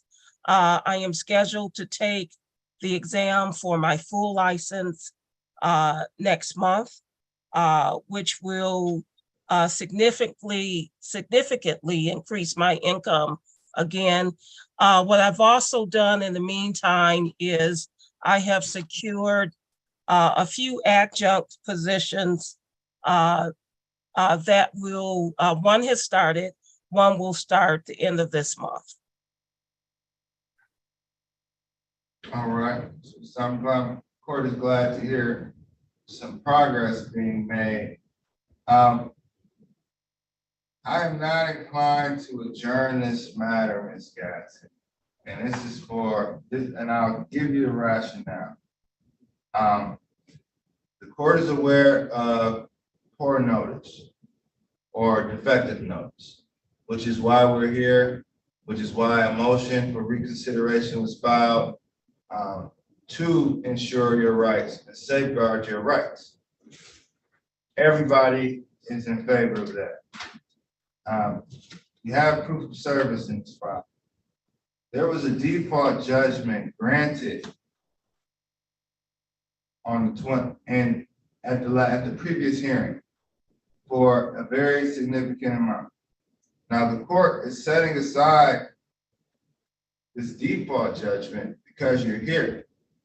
However, that amount has accrued, and the plaintiff who has filed this lawsuit in November is still unable to get a resolution. And it's March 21st. So what the court is going to do, and the court is looking forward to a resolution in this matter.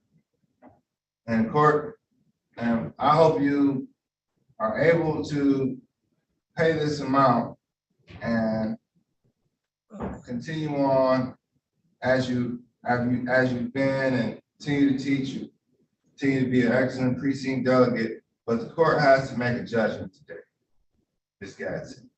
And the court, absent any payment plans entered, the court is inclined to enter a judgment by hearing, dismiss you as the named defendant, and enter a judgment for all occupants. That doesn't mean there's not contractual obligations that could come into play to try to retrieve the previous rent. But as for this case, this judgment will be in all occupants. It won't be in your name. Secondly, the amount to recover is $13,760. That's a significant amount. It's an adjunct cheat sheet, Ms. Gaston. I'm not saying it's not possible, but it's a significant balance, regardless of whatever you're doing. And it may have no bearing on employment, but obviously, more money you make, more you're able to pay. But I have to enter a judgment today, and the court's going to enter a judgment for all occupants, and judgment by hearing, non-payment for all occupants in the amount of $1,760 to be paid by April 28th. That's 13,760. I'm aware, $13,760 to be paid by April 28th, 2023.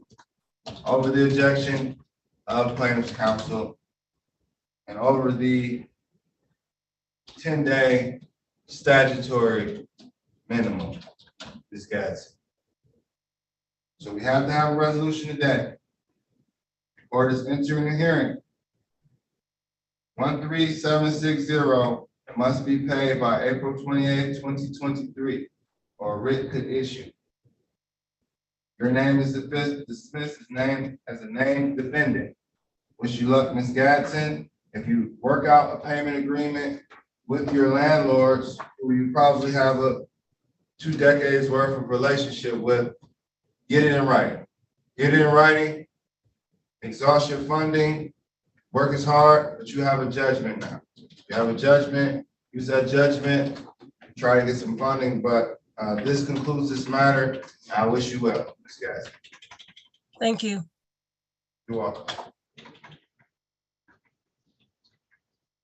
Attorney Ork, are you doing Landau's cases too? Yes. All right. Do you have anybody that you need to talk to? Because I have a Samaya Mims.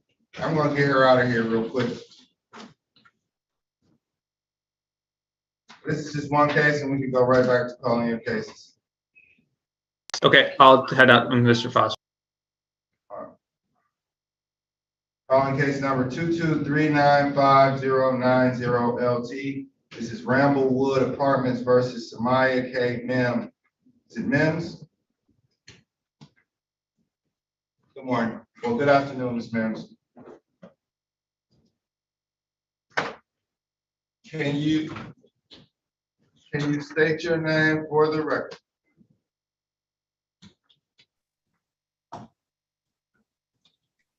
Amaya Mims. Thank you, Ms. Mims. And do you still reside at 12655? Yes, I do. All right. And unit 202? Excuse me? And unit 202, correct? Yes. Okay. I didn't want to put the whole address out there. Is Attorney Fantera here? How much are you owe in rent? So I had to pay, let me, hold on, so I can get the specific number. 1 second.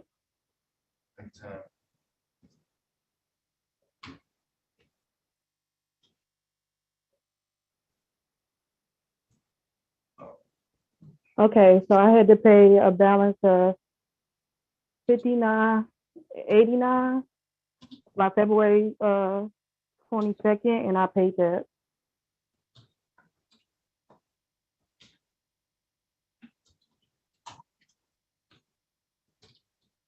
You paid that? You satisfied that judgment?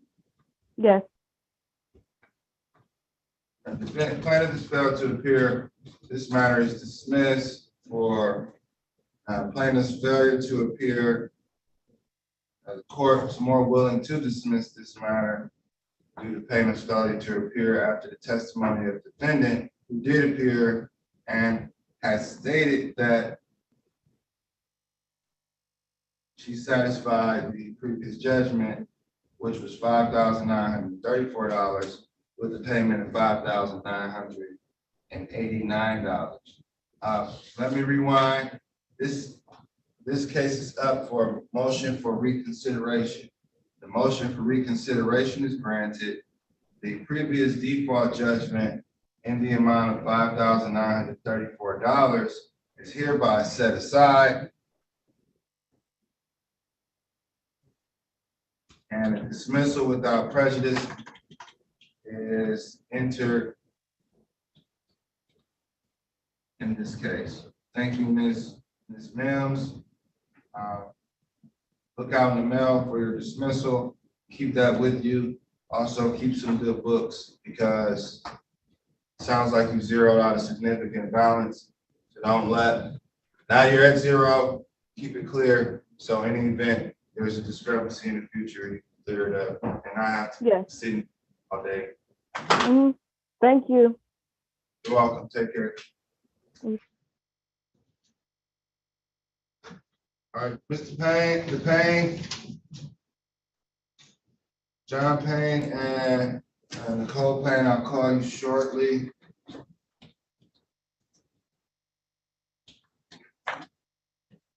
John Payne. All right, I know you're ready. You're ready to go. I know you've been in here all day too, so let's keep, all right.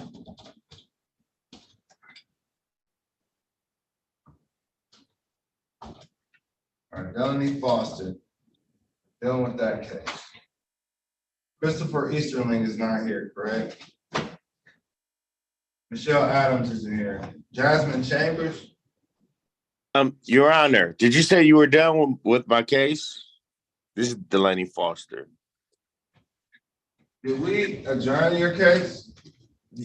I was just being here to make sure. I think you said. Finish your case. You're adjourned to April 4th at 9:31. Okay, I'm cool. I'm cool to go. Okay, thank you, Your Honor. You're welcome. Have a great day. Your Honor, I didn't hear what you said about John Payne. Call your case. That's what.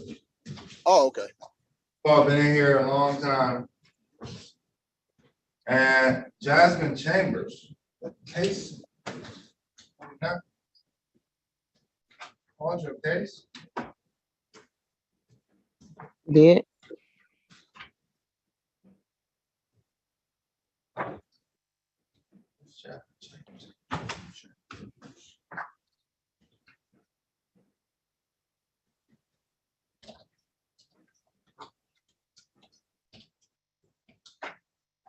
Are you on 12066 Maiden? Jasmine. Judge, she was with Fatima Howard, and we're waiting to dismissal without prejudice on her case. Did you vacate? Yes, I did. Okay, we dismissed your case. Ms. Howard was here. We called your case. We dismissed your matter on the record. So you're free to leave.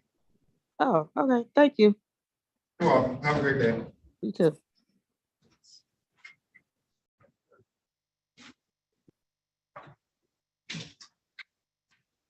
Boyke. What case are you on? Yes, Your Honor. I am here on the Paynes. Yes. All right, calling case number 2239-7137, John Payne versus Nicole Payne. Payne here.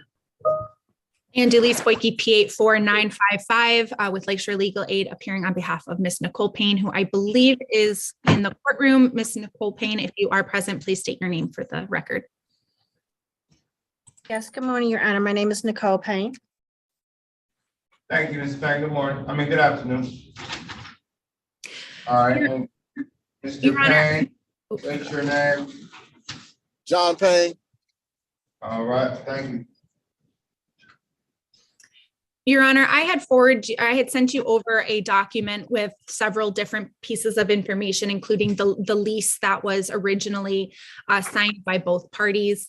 In this case, Your Honor, I had looked a little bit more into this, and I don't know that this is the proper jurisdiction because I don't know how this property plays into, you know, their divorce agreement, their current child support payments. I do know, my understanding is that child support cannot be bartered away for other purposes, such as leases or things like that. So I believe that the underlying lease itself has it is an improper contract because it seeks to barter essentially that child support in order for you know, $0 in rent. So we would ask that this case be dismissed. I believe this should be heading to the circuit court where their family case is being heard, and that should be something that's decided by the family division, who has information as to, you know, their divorce decree and child support and Your Honor. as well. Your Honor. Thank you for that, Ms. Boyd. Mr. Payne. Your Honor, Yes, sir.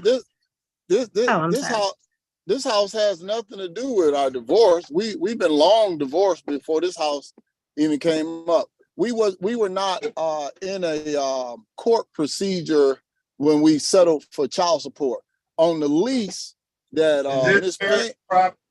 is this marital property? No, sir. This is not marital property, sir. Your Honor, I'm remarried 11 years. So this property is not marital property. This was just all right. I can't even make a determination on if it is marital property or not. But no, it wasn't inquired when we were married. No, sir. It's illegal. It's if you all go ahead, Ms. Boyd. I apologize, Your Honor. Yeah, and that's kind of my point is, you know, I'm not sure, you know, at least from my perspective, if it is marital property or not. However, my understanding is that regardless of whether it's marital property or not, you can exchange, you can't barter away your child support in order, No, we're not bartering away child support. I'm saying that it's rent that is due. And I'm saying that if she paid, so if you see on the lease agreement, the lease agreement says $800. The lease agreement, Your Honor, says $800. Your Honor, if you look at, I believe I can pull up which page it is, but it does say very clearly in lieu of child support for $800. Again, whether you want to use the word bartering or not, it is my understanding, Mr. Payne, one moment. My understanding is that it is still an improper, illegal contract to put those terms in this lease. For that reason, because it is not something that I believe is in the jurisdiction of this court, I do believe it needs to be taken to the circuit court for them to address in their family division court. All right, how about this? And I'll unmute you. You can unmute Mr. Payne, but it's a little difficult for you all to talk over each other in Zoom court. Two things, because all right, I have three concerns here. One is the child support payment. Can't you even negotiate that? My guess is that you can't. Obviously, defense counsel has presented the issue of this being a voidable lease in the event that can't be negotiated, or that may be X out of the lease, but that's the majority, that's the consideration right there. That's the payment right there. So without this, we probably wouldn't even have a lease. But I'm not making a determination on that just yet. We can do two things. We can come back with this issue briefed and make a determination there, but that's concern number one. is there also an agreement, Mr. Payne? I also see on clause number 24, you agreed to sell the property to Nicole Payne for no more than $60,000. What's that about? Your Honor, this is the lease that she came up with. And so I discovered this lease and I sent it to her lawyer. You asked me to send my child support payments in, and I sent my payments in. I asked her, can I fix the windows? She told me sometime next week. I sent that in.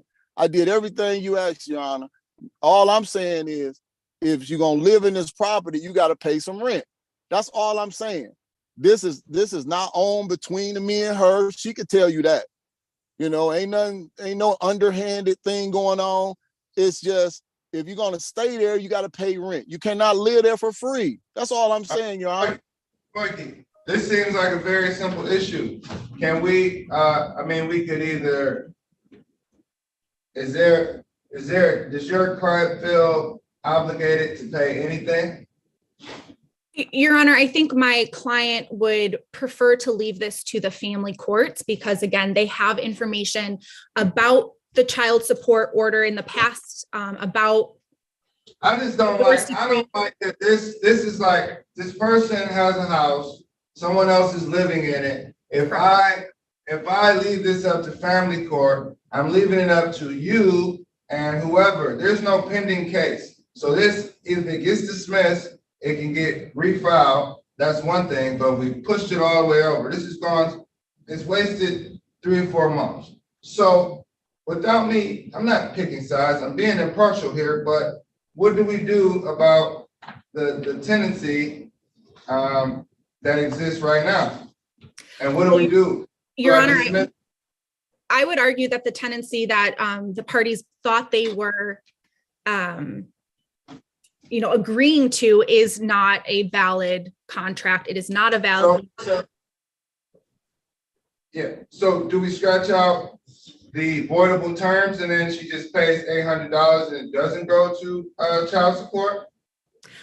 Again, Your Honor, I'm not sure that that's in the jurisdiction to decide here. I think that is something that needs to be addressed in conjunction to the other child support orders. All I know is my understanding is that any sort of exchange, for not having to pay child support, that is not considered valid. And that is often considered, I believe it's always considered just a gift to the recipient of that. So I would argue that the lease itself is invalid. I would argue that the jurisdiction that should handle this case, and especially in terms of the child support aspect of it, that should be handled in the circuit court. Because it is not valid. So I would ask that it be dismissed. And I would just like to make a point for the record as well, that as far as I'm aware, Mr. Payne did rescind the aspect of purchasing the home. He did take that option away from Ms. Payne, who was interested in purchasing that home. Your Honor. Your Honor. So the circuit court could tell me to take my house, and I could just and they could tell me she can live there for free. No, they can't. I thought that was a landlord-tenant court. I mean, in landlord-tenant court, I'm asking. Fiction of landlord-tenant court. Yeah. So I sent them that. How much rent do you say is owed? Your Honor, my client, there was an agreement. I didn't ask Ms. Boyke, how much rent do you say is owed? Well, Your Honor, I'd argue none, because as of, this week, that my client believes that contract ruled the agreement that she was not paying rent because he was not paying child support. So up until this week. I didn't have Ms. Payne. This question was for Mr. Payne initially. Oh, I apologize. Mr. Payne, how much rent is owed? It would be 4 months at $925. So that would be $3,700, sir. Go ahead. Your Honor, again, I'm not sure where that 935 is coming from. We've been discussing 800. That is very clearly in the paperwork, Mr. Payne. I have let you speak. Please let me speak as well. So I would argue, I'm not sure where that number is coming from. I'm not sure if that is a new amount of rent. I'm not sure if notice was ever served to my client. Again, my client, as far as she is aware, is, this current contract up until this week has been the ruling lease agreement as far as both parties were aware. So just because Mr. Payne decided to start making payments does not necessarily mean that that constitutes a child support payment. Again, anything outside. Child support payment, what does child support have to do with? Well, Your Honor, on the lease itself, it says that But that's avoidable term. Correct, Your Honor. A judgment by hearing for a defendant to pay $1,600 or vacate by April 28th. Your Honor, I'm going to place my objection for the record. Again, this is a voidable contract. It is not proper. It should be dismissed. This case should be rebrought in the proper court. And again, my client, as of this week, was under the understanding via that lease that she was not responsible for paying any amount of rent because of the agreement they had made that is still current according to the terms of that lease, which again, it is voidable, but my client wasn't under the impression she should be paying rent for the last 4 months. Your Honor, I sent a text message and talked directly to Ms. Payne before I gave the notice. Within 30 days, I said, hey, we're gonna start rent on this day and such, and it was on the text. And she has the text. Mrs. Payne, she texted me back.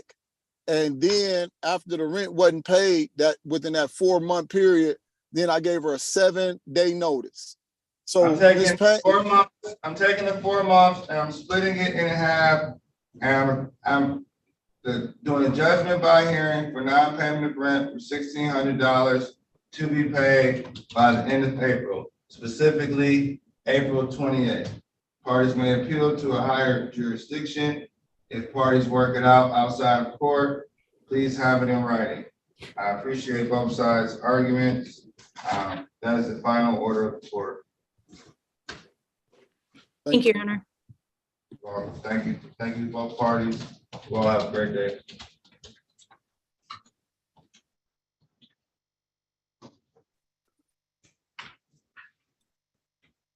Calling case number 2239-6787, Cascade Funding versus all occupants at 12066 Main Street.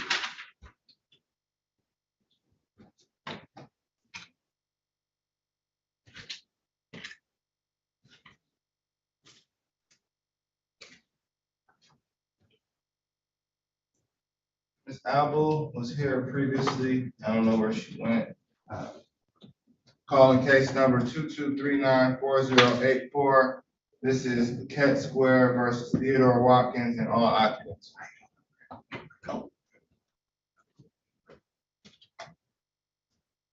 Good afternoon, Joe Horka, P75969, on behalf of the plaintiff. Thank you. Theodore Watkins here. Are any occupants at 6221 Brush Street, apartment 109? Counsel.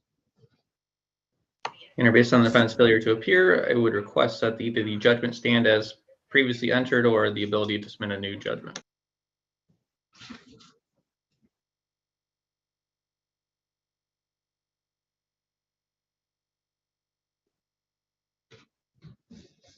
Thank you, plaintiff. Yes, this court is going to deny the motion to reconsider. Counsel, are you requesting a new judgment, or do you want the judgment to the prior judgment just to stand in full force and effect, please? Okay. Are you requesting anything else? Waiver of the 56-day rule if the court will indulge. That is granted as well.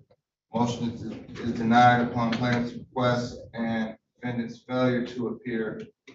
The default judgment that was previously entered will maintain and stand, and 56-day rule is waived. Calling case number 2239-4074, the Cat Square LDHALP versus Donnie Holmes and all occupants. Good afternoon, Joe Horka, P75969 on behalf of plaintiff. Thank you. Donnie Holmes here. Does anyone reside at 6221 Brush Street? Unit 404. This case was originally set for a motion for reconsideration due to defendant's failure to appear at the first hearing, at the second hearing, and the confusion in court dates. This case was rescheduled. We are here now. Defendant has failed to appear. The attorney is here for the plaintiff. How would you like to proceed? I would ask that the court leave the existing judgment in full force and effect with an amendment of the waiver of the 56-day rule. All right. So granted, waiver of the 56-day rule, we keep the original judgment intact, and the motion is denied due to plaintiff's request and defendant's failure to appear. That concludes this matter. Calling case number 2239-4073. This is Paquette Square versus Christopher Easterling and all other occupants. May I have appearances? Good afternoon, Joe Horka, P75969 for the plaintiff. Thank you. Christopher Easterling here. Does anyone live on at 6221 Brush Street, apartment 204? Mr. Easterling was here earlier. I did speak with him in a breakout room. I'm sure he just dropped off the call at some point, but we had discussed a resolution of a judgment by way of hearing with April 20th as the pay or move date. Okay, for April 20th? Yes. And what is the total amount owed? It's $3,819. I'm not sure if that figure includes court costs or not. All right, well, I'll leave it to you to adjust it. Can you submit a judgment by hearing? Can you submit a judgment with these terms contemplated? I know it's technically a judgment by hearing, but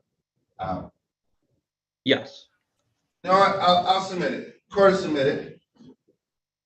It's no worry, Your Honor. I'll have the land office do it. I don't want you to have to do any extra work. All right. Okay. And first things first, the motion to reconsider has been granted. Then it did appear. Motion is granted. The original default judgment is set aside. Parties have entered into a new judgment by hearing in the amount of $3,819 with a vacate date of a pay or vacate date of April 20th, 2023. Is there an objection to name defendants being dismissed? That's fine, Your Honor. Okay. All right, so we're going to dismiss all named parties too. All right. Court will enter that, and okay, it's entered by judgment by hearing. So calling case number 2239-4069. This is Viat Investments versus Michelle Adams and all occupants. Good afternoon, Your Honor. Joe Horka, P75969 for the plaintiff. All right, thank you. Is Michelle Adams here? Similar to the last case, I met with Ms. Adams in a breakout room. We had discussed resolution of a judgment against all occupants only by way of hearing with April 20th. Did not tell Ms. Adams to vacate or to leave. I had her return to the Zoom gallery, so I'm not exactly sure why she's not here now, but I would just honor that discussion that we had and request that relief. Can you repeat that, Mr. Horka? Yes, the parties discussed a judgment by way of hearing against all occupants only with an April 20th pay or move date. Court will note that that is more liberal than a default judgment, the terms of a default judgment. So the court is inclined to believe the testimony of counsel, has no reason not to believe the testimony of counsel.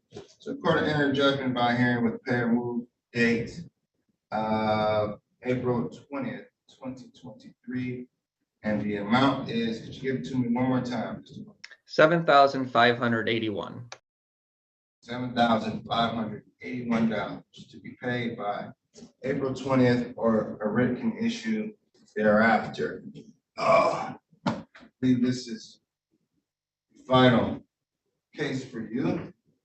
This is case number 2239-4966. This is Eastside Apartments versus Kimberly Clark and all occupants. May I have appearances? Good afternoon, Joe Horka, P75969 for the plaintiff. Counsel, it looks like is Kimberly Clark here? Kimberly Clark. Kimberly Clark.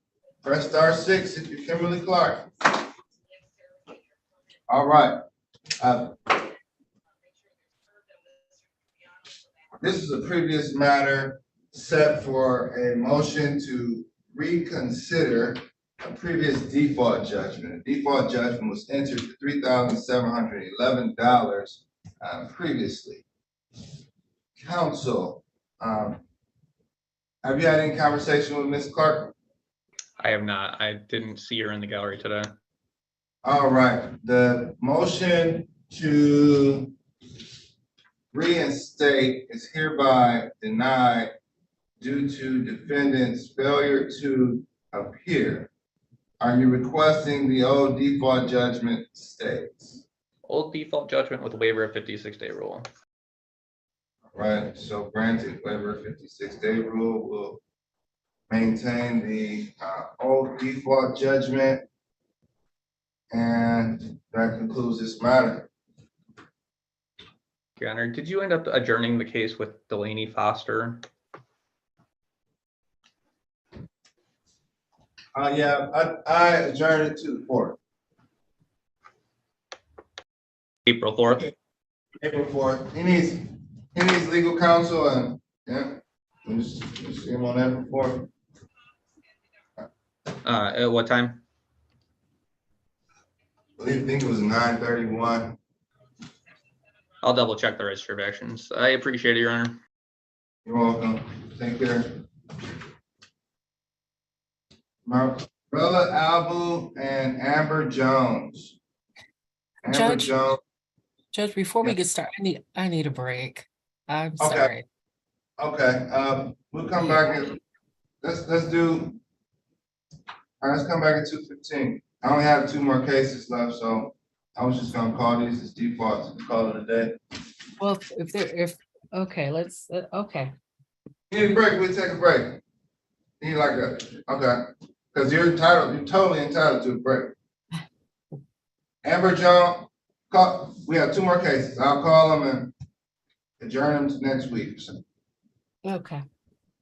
Calling case number 2239-6787. Cascade Funding Mortgage versus all occupants on Maiden.